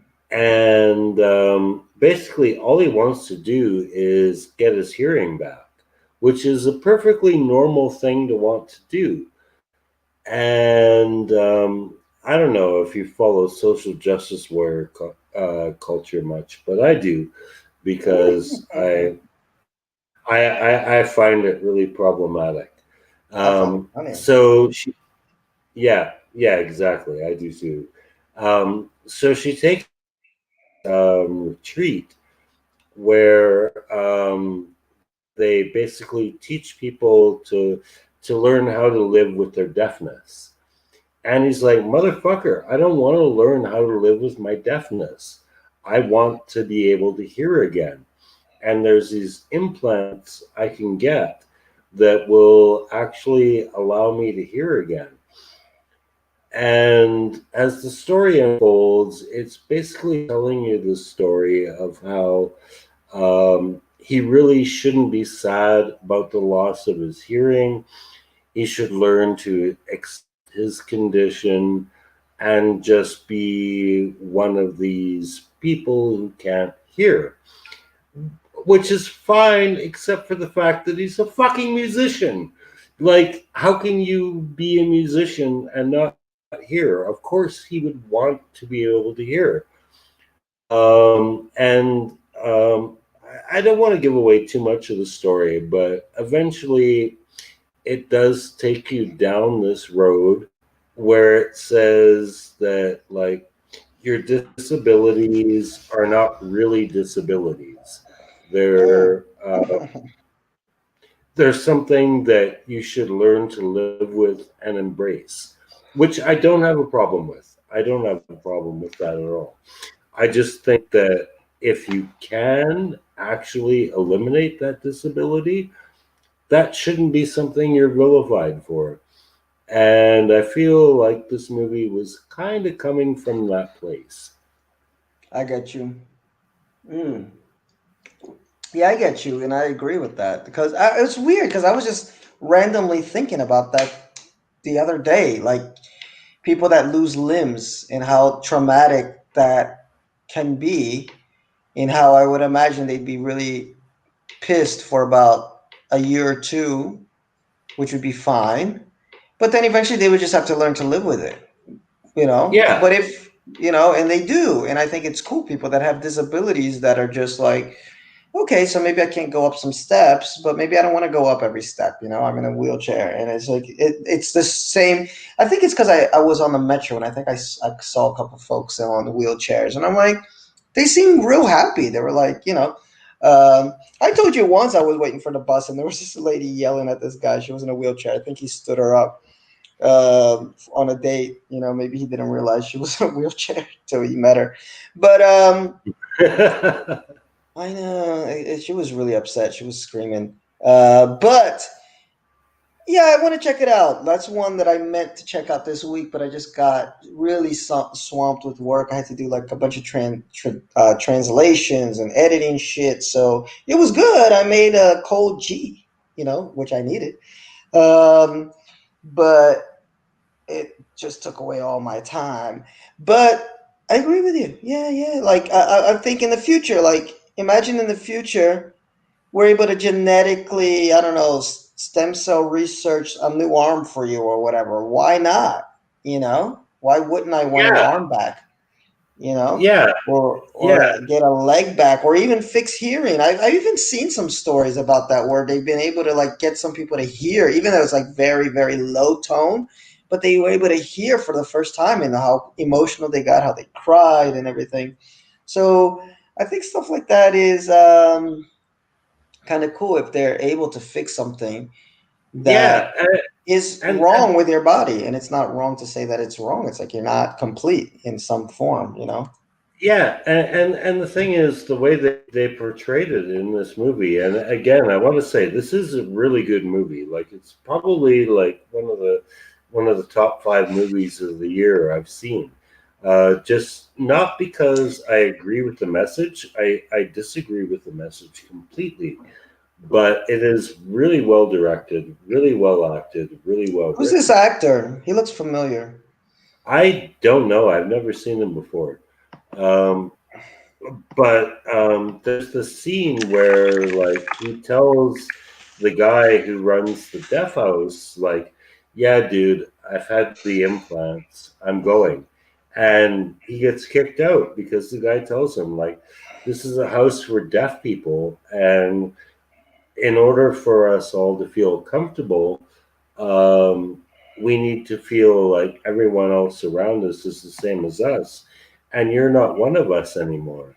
And I was like, motherfucker, man. Like, I can understand why he did it, but I was still kind of feeling like you're not really being sensitive to this guy's need to be able to have something that is essential to his livelihood and quality of life, which is his hearing. Mm. He played Bodhi Rook in Star Wars anthology film Rogue One. This guy, his name is Rizwan Ahmed, the main actor. I think that's him. But okay, I'll check it out. Definitely, I'm going to check it out because it's one I really No, want it's to. it's it's a really good movie. It is definitely one of the best movies of the year. But I don't have to agree with something to like it. I enjoyed it as a piece of art, but I definitely did not subscribe to the message. Oh, cool, cool. And then I watched something earlier today which I enjoyed quite a bit. And this is a Brazilian documentary called AmarElo, which means yellow. É pra ontem. It's for yesterday. And for those that don't know, this guy in the center here is called, his name is Mcida, and he's one of the biggest kind of hip hop rap artists in Brazil. Not a huge fan of his music, but I like he's very knowledgeable. So what I enjoyed more about the movie wasn't his concert footage because he did like a show at the Municipal Theater in downtown São Paulo, which is a place that traditionally plays classical music, orchestral music, same thing, um, operas and stuff like that. So he made it a big point to film this because he's like, man, hip hop and black folks are actually going to enter this space, and it's very rare. Like, there's a bunch of people, lower class folks and black folks who have never stepped into the municipal theater. So I want to document this, and he did. But at the same time, in the movie, he tells the story of black people in art and activism in Brazil, which is really interesting because it's kind of a hidden history. You don't hear about it like you do in American schools, even though in American schools they kind of glaze over it, like The Watchmen and recently, what was that? Lovecraft Country brought up a whole bunch of stuff that I didn't even know about, and even a lot of people had never known about the Tulsa riots. They don't teach Right. that in school. They don't go that deep, Yeah. but they do teach, civil rights movement, W.E.B. Du Bois, Martin Luther King, a little bit of Malcolm X, because they're afraid of him. So at least it's something that if you come out of an American school, if you're black or you're white, you'll know at least a little bit. But in Brazil, it's just like, yeah, I mean, there's those black people over there. Yeah. So that's what I dug about the movie, is that it went all the way from the abolition of slavery, and Brazil was the last country to abolish slavery in 18. The last country in the world. Yeah, the last country in the world to abolish slavery, and it just goes into like the marginalization of black folks up to the recent times, and the importance of samba music, and how samba music really it expressed the voice of black folks. Samba is, I always compare it to the blues. It is the Brazilian version of the blues. It's music that's very rootsy, comes from the cradle of black culture in Brazil, which is Bahia. Although a lot of people like to say samba started in Rio de Janeiro, it didn't. It started in Bahia, which is kind of like the New Orleans of Brazil. Bahia is like the black capital of Brazil, for sure. Yes. Yeah, and a lot of folks don't know there were way more slaves that came to Brazil than America. There were about 4 million. So the black culture here, and they were able to retain a lot of their ethnic roots from Africa. So that's why here you do have more African religions, Candomblé, Umbanda, and all these things. So but a lot of that stuff was outlawed, and he breaks it down like really well. So if you're trying to get a little bit of, for any of the hip hop heads out there, it's on Netflix and there are English subtitles. I had some friends that watched it recently too. And it gives you a cool history of stuff that you may not know about Brazil and how hip hop grew here, which I didn't know. São Bento was like the center of hip hop in Brazil in the 1970s and 80s. But it goes into stuff that I had no clue about, like this guy named Tebas, who was lived in the 18th century. He's the guy he was a Brazilian architect, black Brazilian. He's the guy that kind of designed the top of the Sé Cathedral, Igreja do Carmo. Yeah, like it's these folks that are just erased from history. A very famous samba band from the 1920s, the Batutas, who he kind of made this connection about. That's why he calls the movie For Yesterday, because he was saying how in the Orishas, which are the African gods, there's a few of them that don't see present, past, and future in the same way. So they're like something that there's an aphorism that he kept repeating, and let me see if I can remember it. It's, I killed a bird today with a stone that I threw tomorrow, something like this. It's like like the concept of time isn't exactly the same. So he was just connecting how because it goes all the way up to the pandemic, and how after the Spanish flu, this was the band that was contracted to get people to go back to the show houses. So he was like, it's amazing how if you go dig back into history, it was black music that brought people back to enjoying life. And he was like, I kind of feel responsible for wanting to do that as a black musician now. And it made me feel kind of special because, hey, we played a show and we were playing some blues and soul music. And it brought some people out, and I was like, shit, I might have been one of the first acts people had seen since the pandemic. You were. Yeah, so I felt really proud of that. Like, this movie made me feel kind of proud of that. Let me see. And then he just goes into, the first samba rap groups and how samba, and that's the part that I loved as a musician, because if you look into American musical history, rap is totally connected to funk, which is totally connected to the blues and jazz. So there's like this line that you go all the way back to the slave songs, that they were singing while they were picking cotton, which turned into the blues, which turned into jazz, which turned into funk music, Parliament and James Brown, which then turned into hip hop. So it's like this one line. And it reminds me of this great episode of Hanging with Mr. Cooper, which was a TV show that was which was on when I was a kid. And it was about a principal, Mr. Cooper, this black guy who ran this mostly black school. And Herbie Hancock did a special appearance one day. And it's all these young kids that are all into hip hop, yo, motherfucker, this and that. And they're like, who's this old guy playing the piano, playing jazz music? And then Herbie came on and he's like, you know what? Jazz and hip hop are like the same motherfucking thing. So he got on his piano and he started showing these young boys, these 17, 18-year-old boys, how the stuff that you listen to is the stuff I fucking created. It's just variations on the same theme.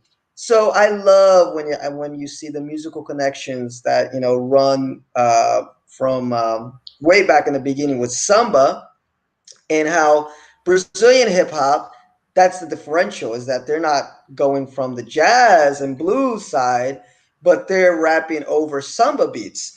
And then eventually they got a lot of influence from American artists.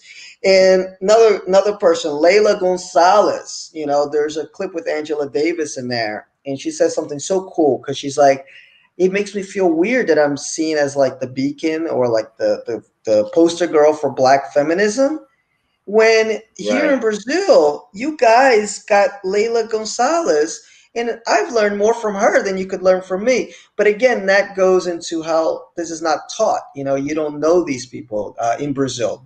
So, agree with Angela Davis or not, everybody fucking knows Angela Davis.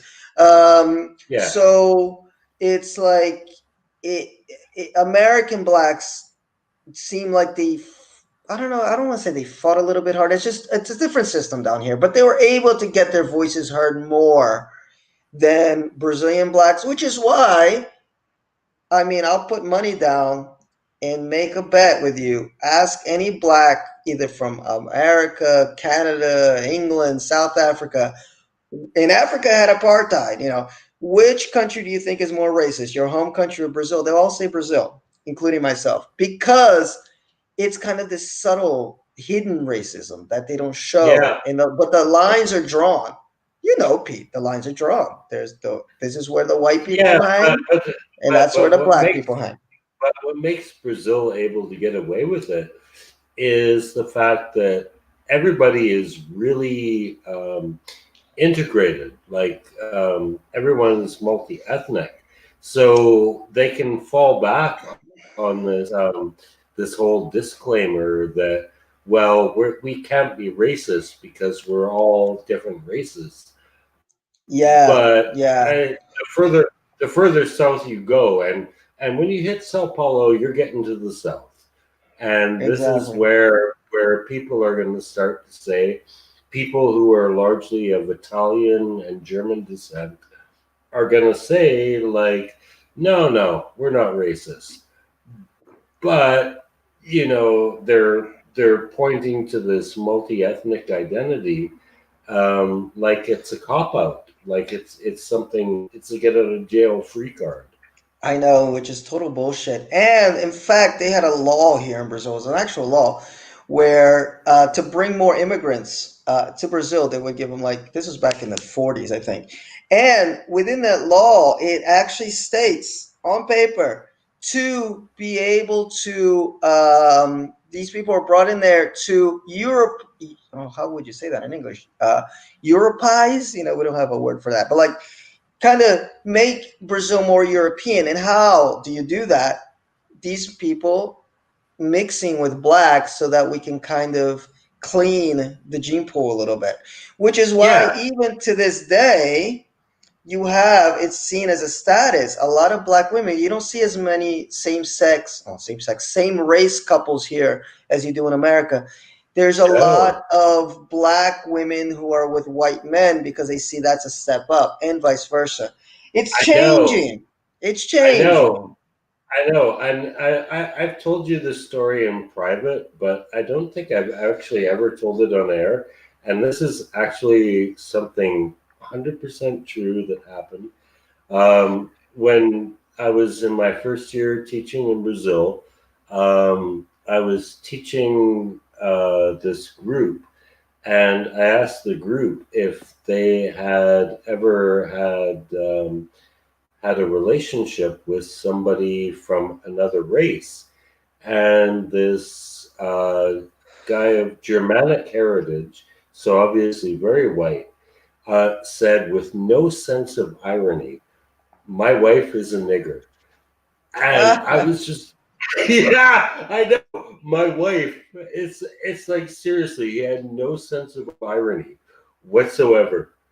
I was like, oh my god, dude, that's your wife you're talking about. I know. Well, that's a little bit. I'll explain a little bit with that. How Brazilians make a mistake with that word because in Portuguese you have the word negro and negra, Yeah, black. and Black. It literally means yes, which literally means black, and they think that the word nigga or nigger is a translation of that, which it isn't.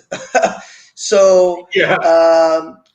no, I've even had black Brazilians say that, and I'm like, no, man, that's not a word I like to use. But yeah, I had a white student say that to me, like, because he was kind of into black culture and he wanted to know as much about black culture from me as possible. And then I go to his house 7 in the morning and he greets me, "What's up, my nigger?" And man, you've known me for a while, Peter. yeah. You know how chill I Yeah. am. And I don't Yeah. like to pretend I'm anything else but chill. And also, I don't like to pretend I'm something that I'm not. I'm not from the ghetto. But guess what? I grew up around a lot of people from the ghetto. And down here in Sao Paulo, I'm in a lot of favelas. So I can get ghetto real quick on a motherfucker.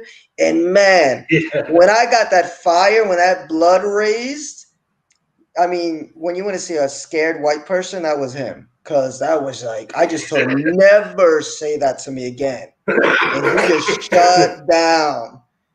And then that was the last class we had, actually, because I think he just really got shook. Because then he saw the other side of Phil, the side that I usually hide because I know it's not a pretty side. So yeah, but I get that it's a little bit because I've even heard that in Vila Madalena they used to have the niggas party, and I'm like, what the fuck? So I get that they're just getting this word and thinking that it means one thing and it doesn't. Um, yeah. but at the same time, if you're going to use a term from another language, study up a little bit. Yeah. So that's probably what he wanted to say is my wife's a Negro, let's say, my Yeah. wife's a person of color. Uh, but it's still fucked up. So, man, I definitely recommend this I mean, even if you're not into, and he's actually, he's not bad. Actually, some of his songs I really like, including the song that's the title song of the doc. It's from his last record, and I really love that song. It's really beautiful. But he gets into everybody, even like just historical stuff, like in São Paulo. In 450 years, only two black women have been voted into the state assembly. So he gets into like how even black women are on the lowest rung. Black men and then black women are on the lowest rung of like having any type of what do you call justice in society. He has interviews with Abdias Nascimento, which is a guy that I read before I came to Brazil, and that's how I got hip to Brazil. He has a book called Africans in Brazil, which I highly recommend. He was a black actor who went to he went abroad. They didn't say where he went, but he watched a play with blackface, and he was like, "What the fuck is this?"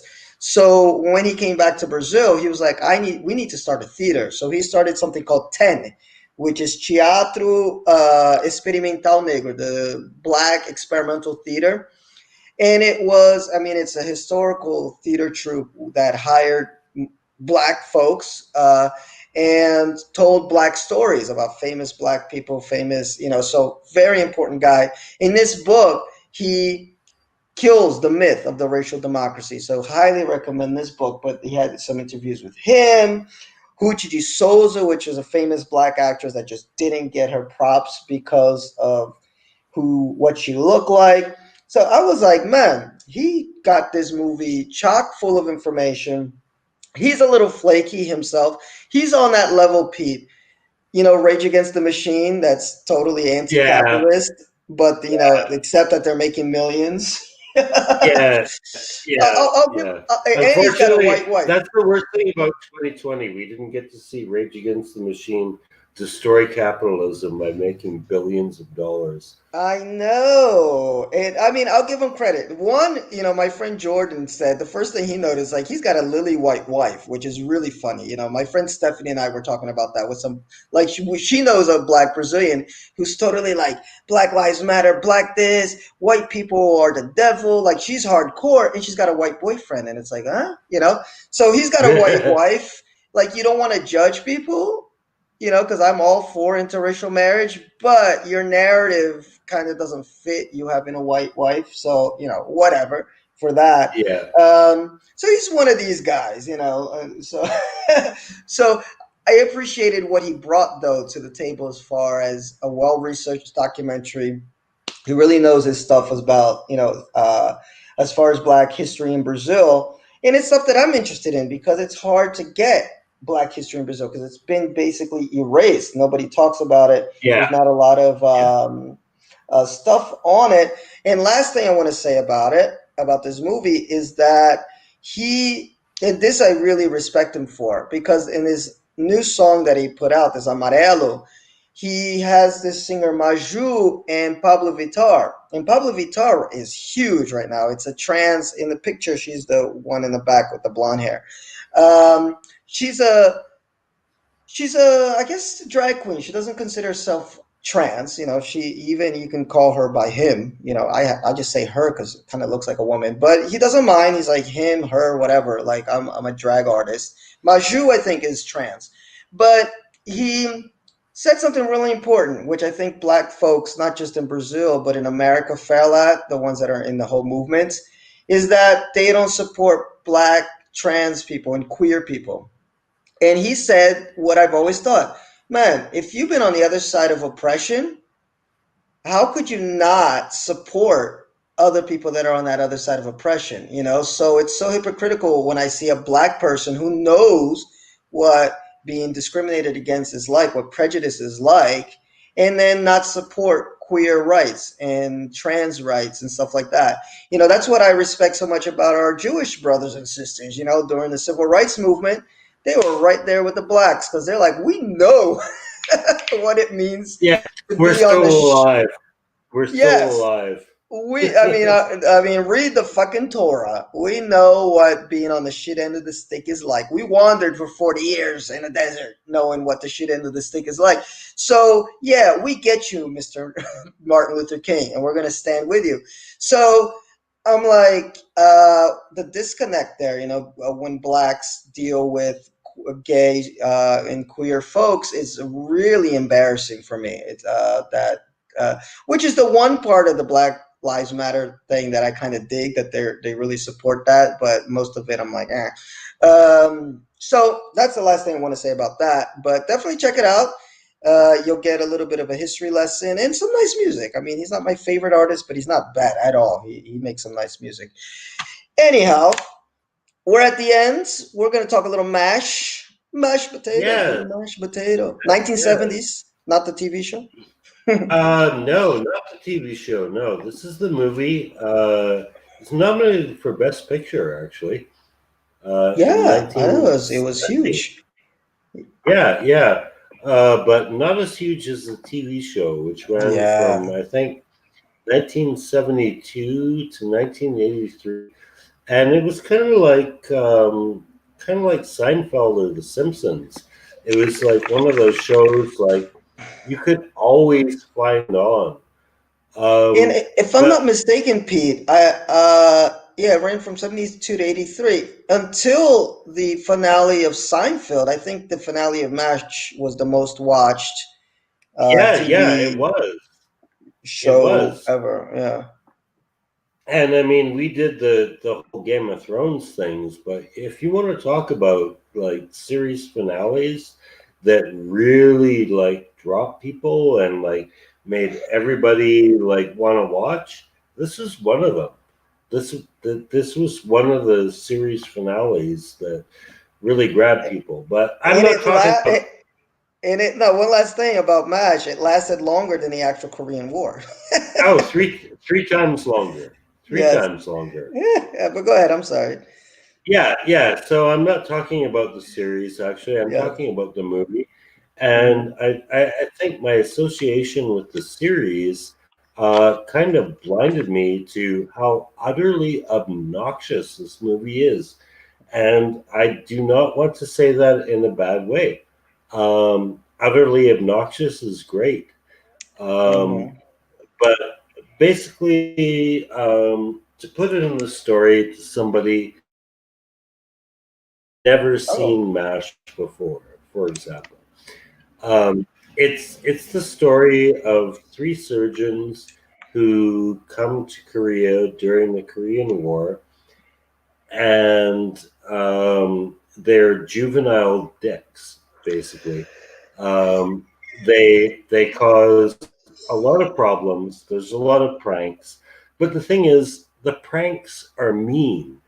Like they're really brutal. Like their sense of humor is a cruel sense of humor, and you see them interacting with their patients, right? There's all these bloody surgery scenes, which if you've seen the TV show, you know they actually did incorporate that as well.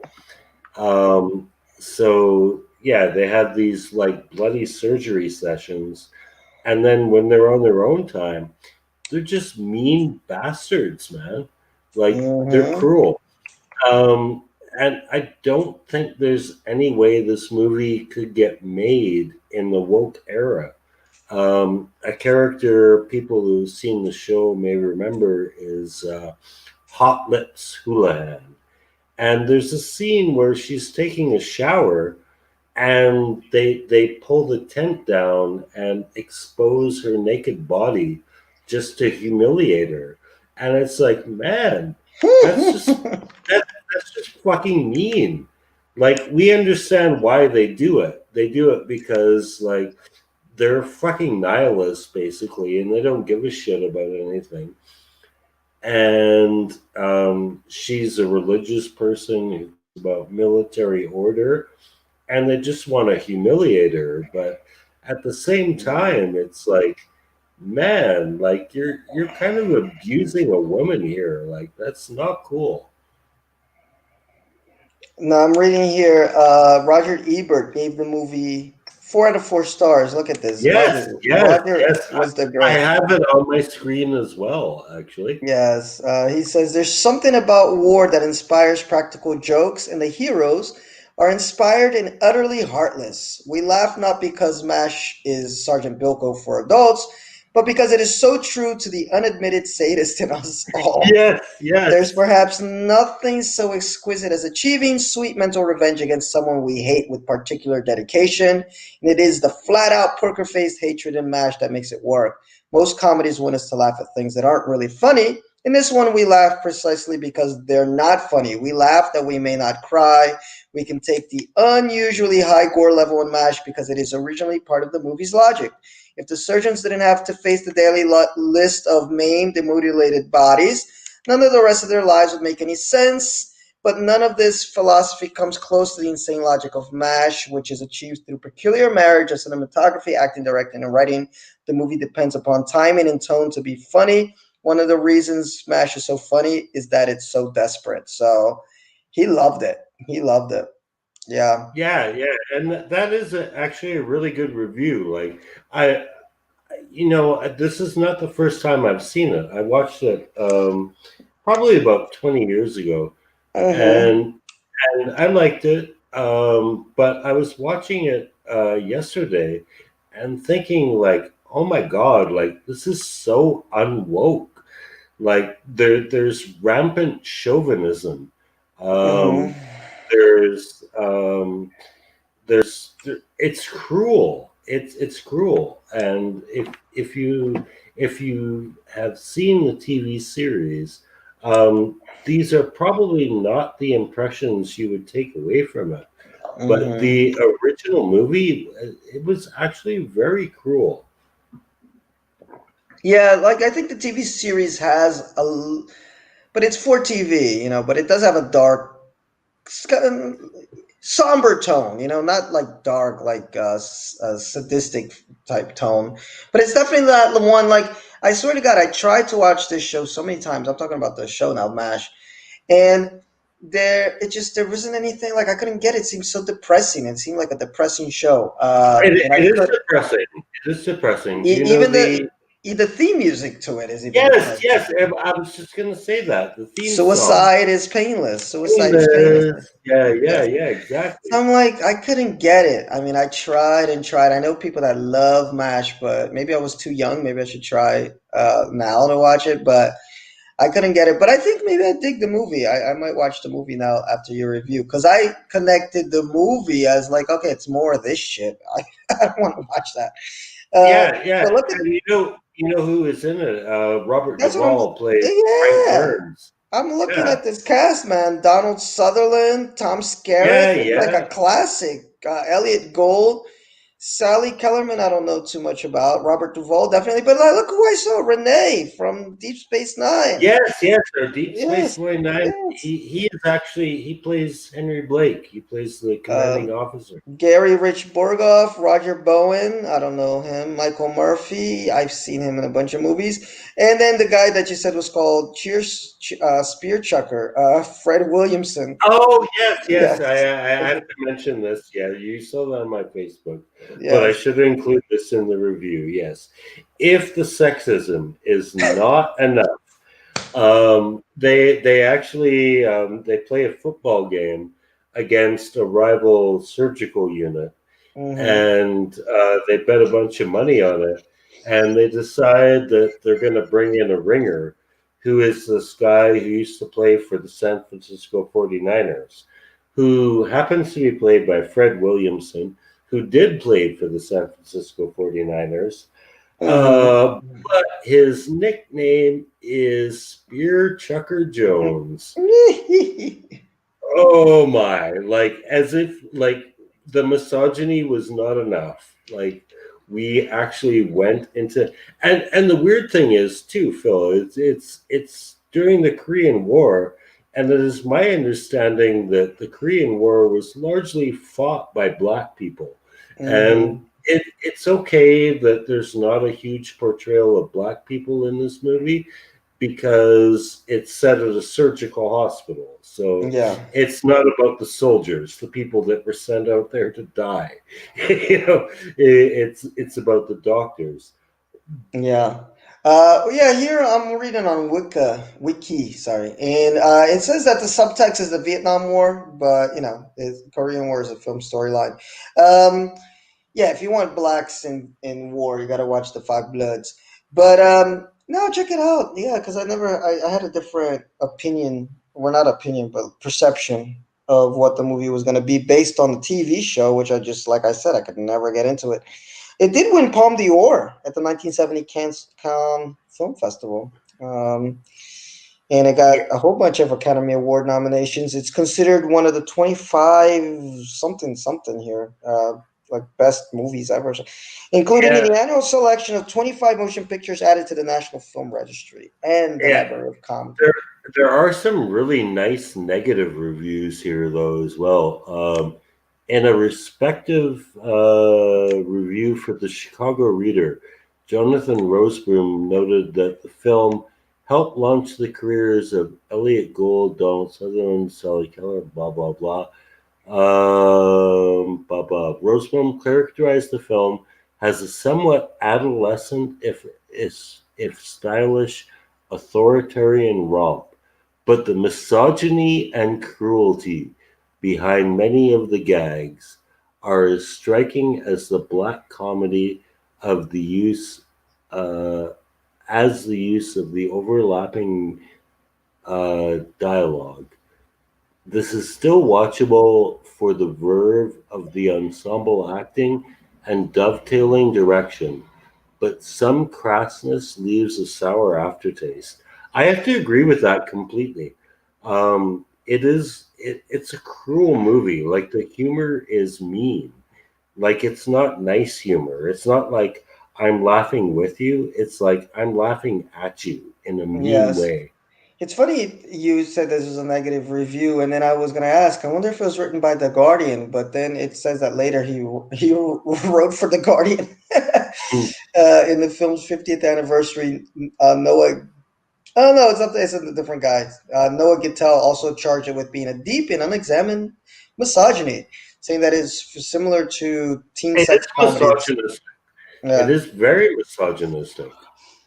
Yeah, I guess it depends on how you present it. You know, if you're presenting it to show this is the ugly side, I could ride with it. But then again, I'm kind of. It's like we've talked about this various times on this podcast, where you gotta judge stuff on based on when When it it was was made. made. Yeah, Yeah, like exactly. I watch Porky's and Revenge of the Nerds, and I laugh and Weird Science and all those 80 teen sex comedies.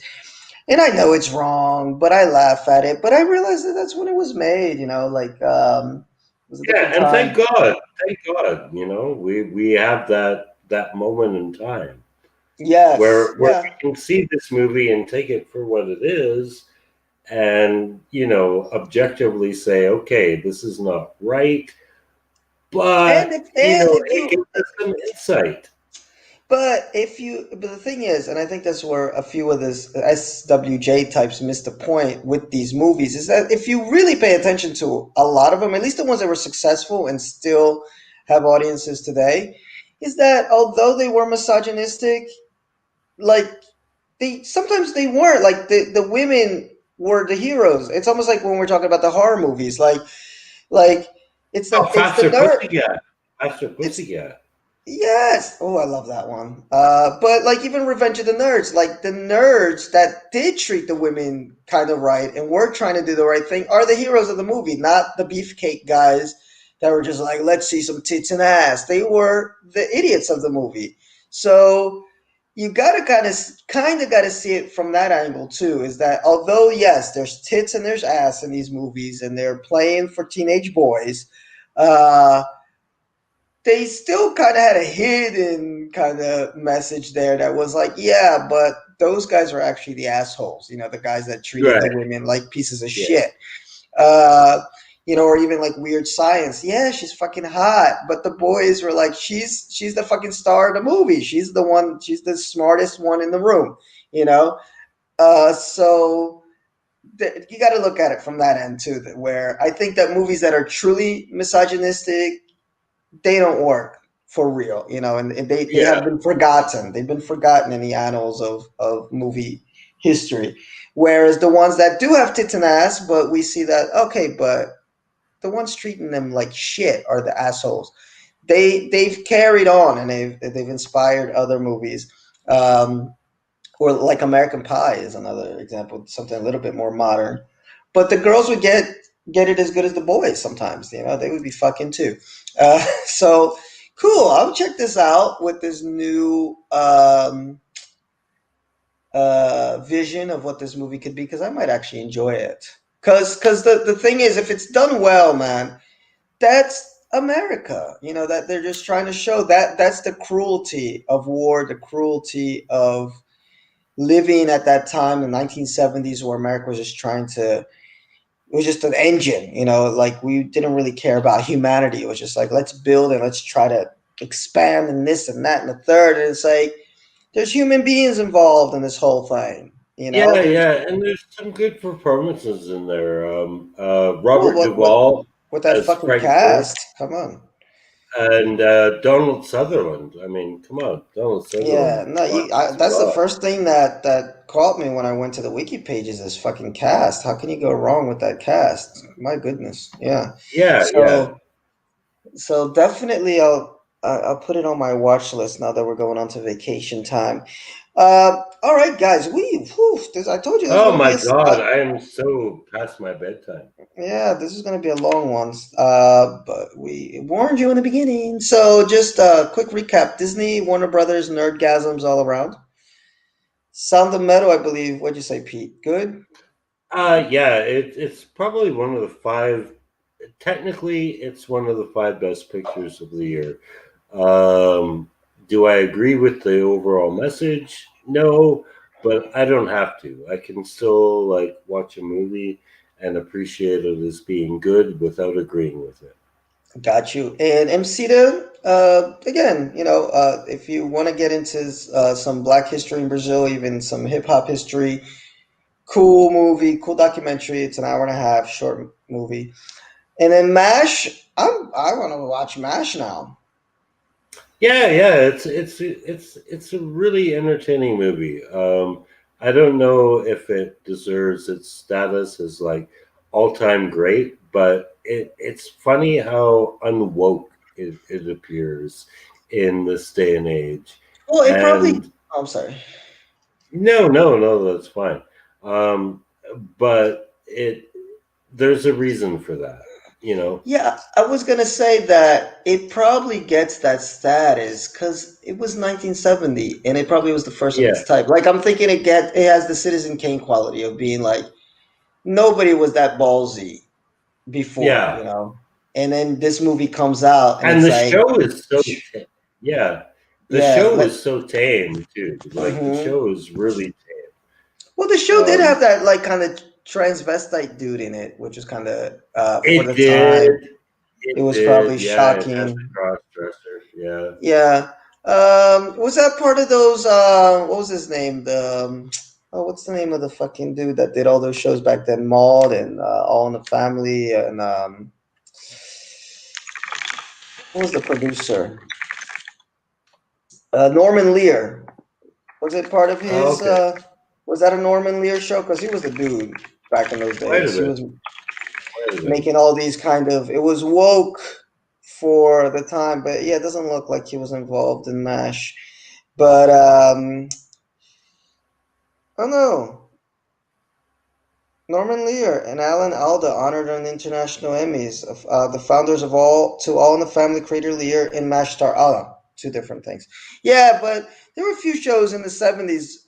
I used to watch Nick at Night a lot, and I dug them for being. They were woke for the time. You got your Marilyn Monroe, Mary Tyler Moore, Yes, and Mary you Tyler know, Moore was incredibly woke for its time. I love Mary Tyler Moore. We got our All in the Family, which is probably my favorite show of all time, Yeah, sitcom, which is definitely. not woke. It's very woke. It's just that the butt of the joke was the fact that this guy's a prick. But he had a good Yeah, heart in the yeah. end. In the end, he had a Yeah, soft exactly. heart. Well, You the know. point was just because you're conservative doesn't mean you're an asshole. Yes. It's just he needed to just open his mind a little bit, and which he does. I mean, Exactly. that's Exactly. the good part. That's why you love Archie Bunker in the end. Yeah. Uh, Uh, and so a lot of good stuff was coming out in the 70s. So I definitely will check that out. All right, guys, we are both past our bedtime. This was a long Oh my edition. God. Next week, though, be ready. Hopefully, we'll get Justin on here because that's going to be a real long edition because we're going to count down our favorite Halloween, Christmas movies, holiday movies. So bring your lists. We'll bring our lists, and we will have fun with that. Adios, people. Thank you. Like and subscribe. Excuse me. Like and All right. subscribe, and we will see you next time. Cheers. Good night, people.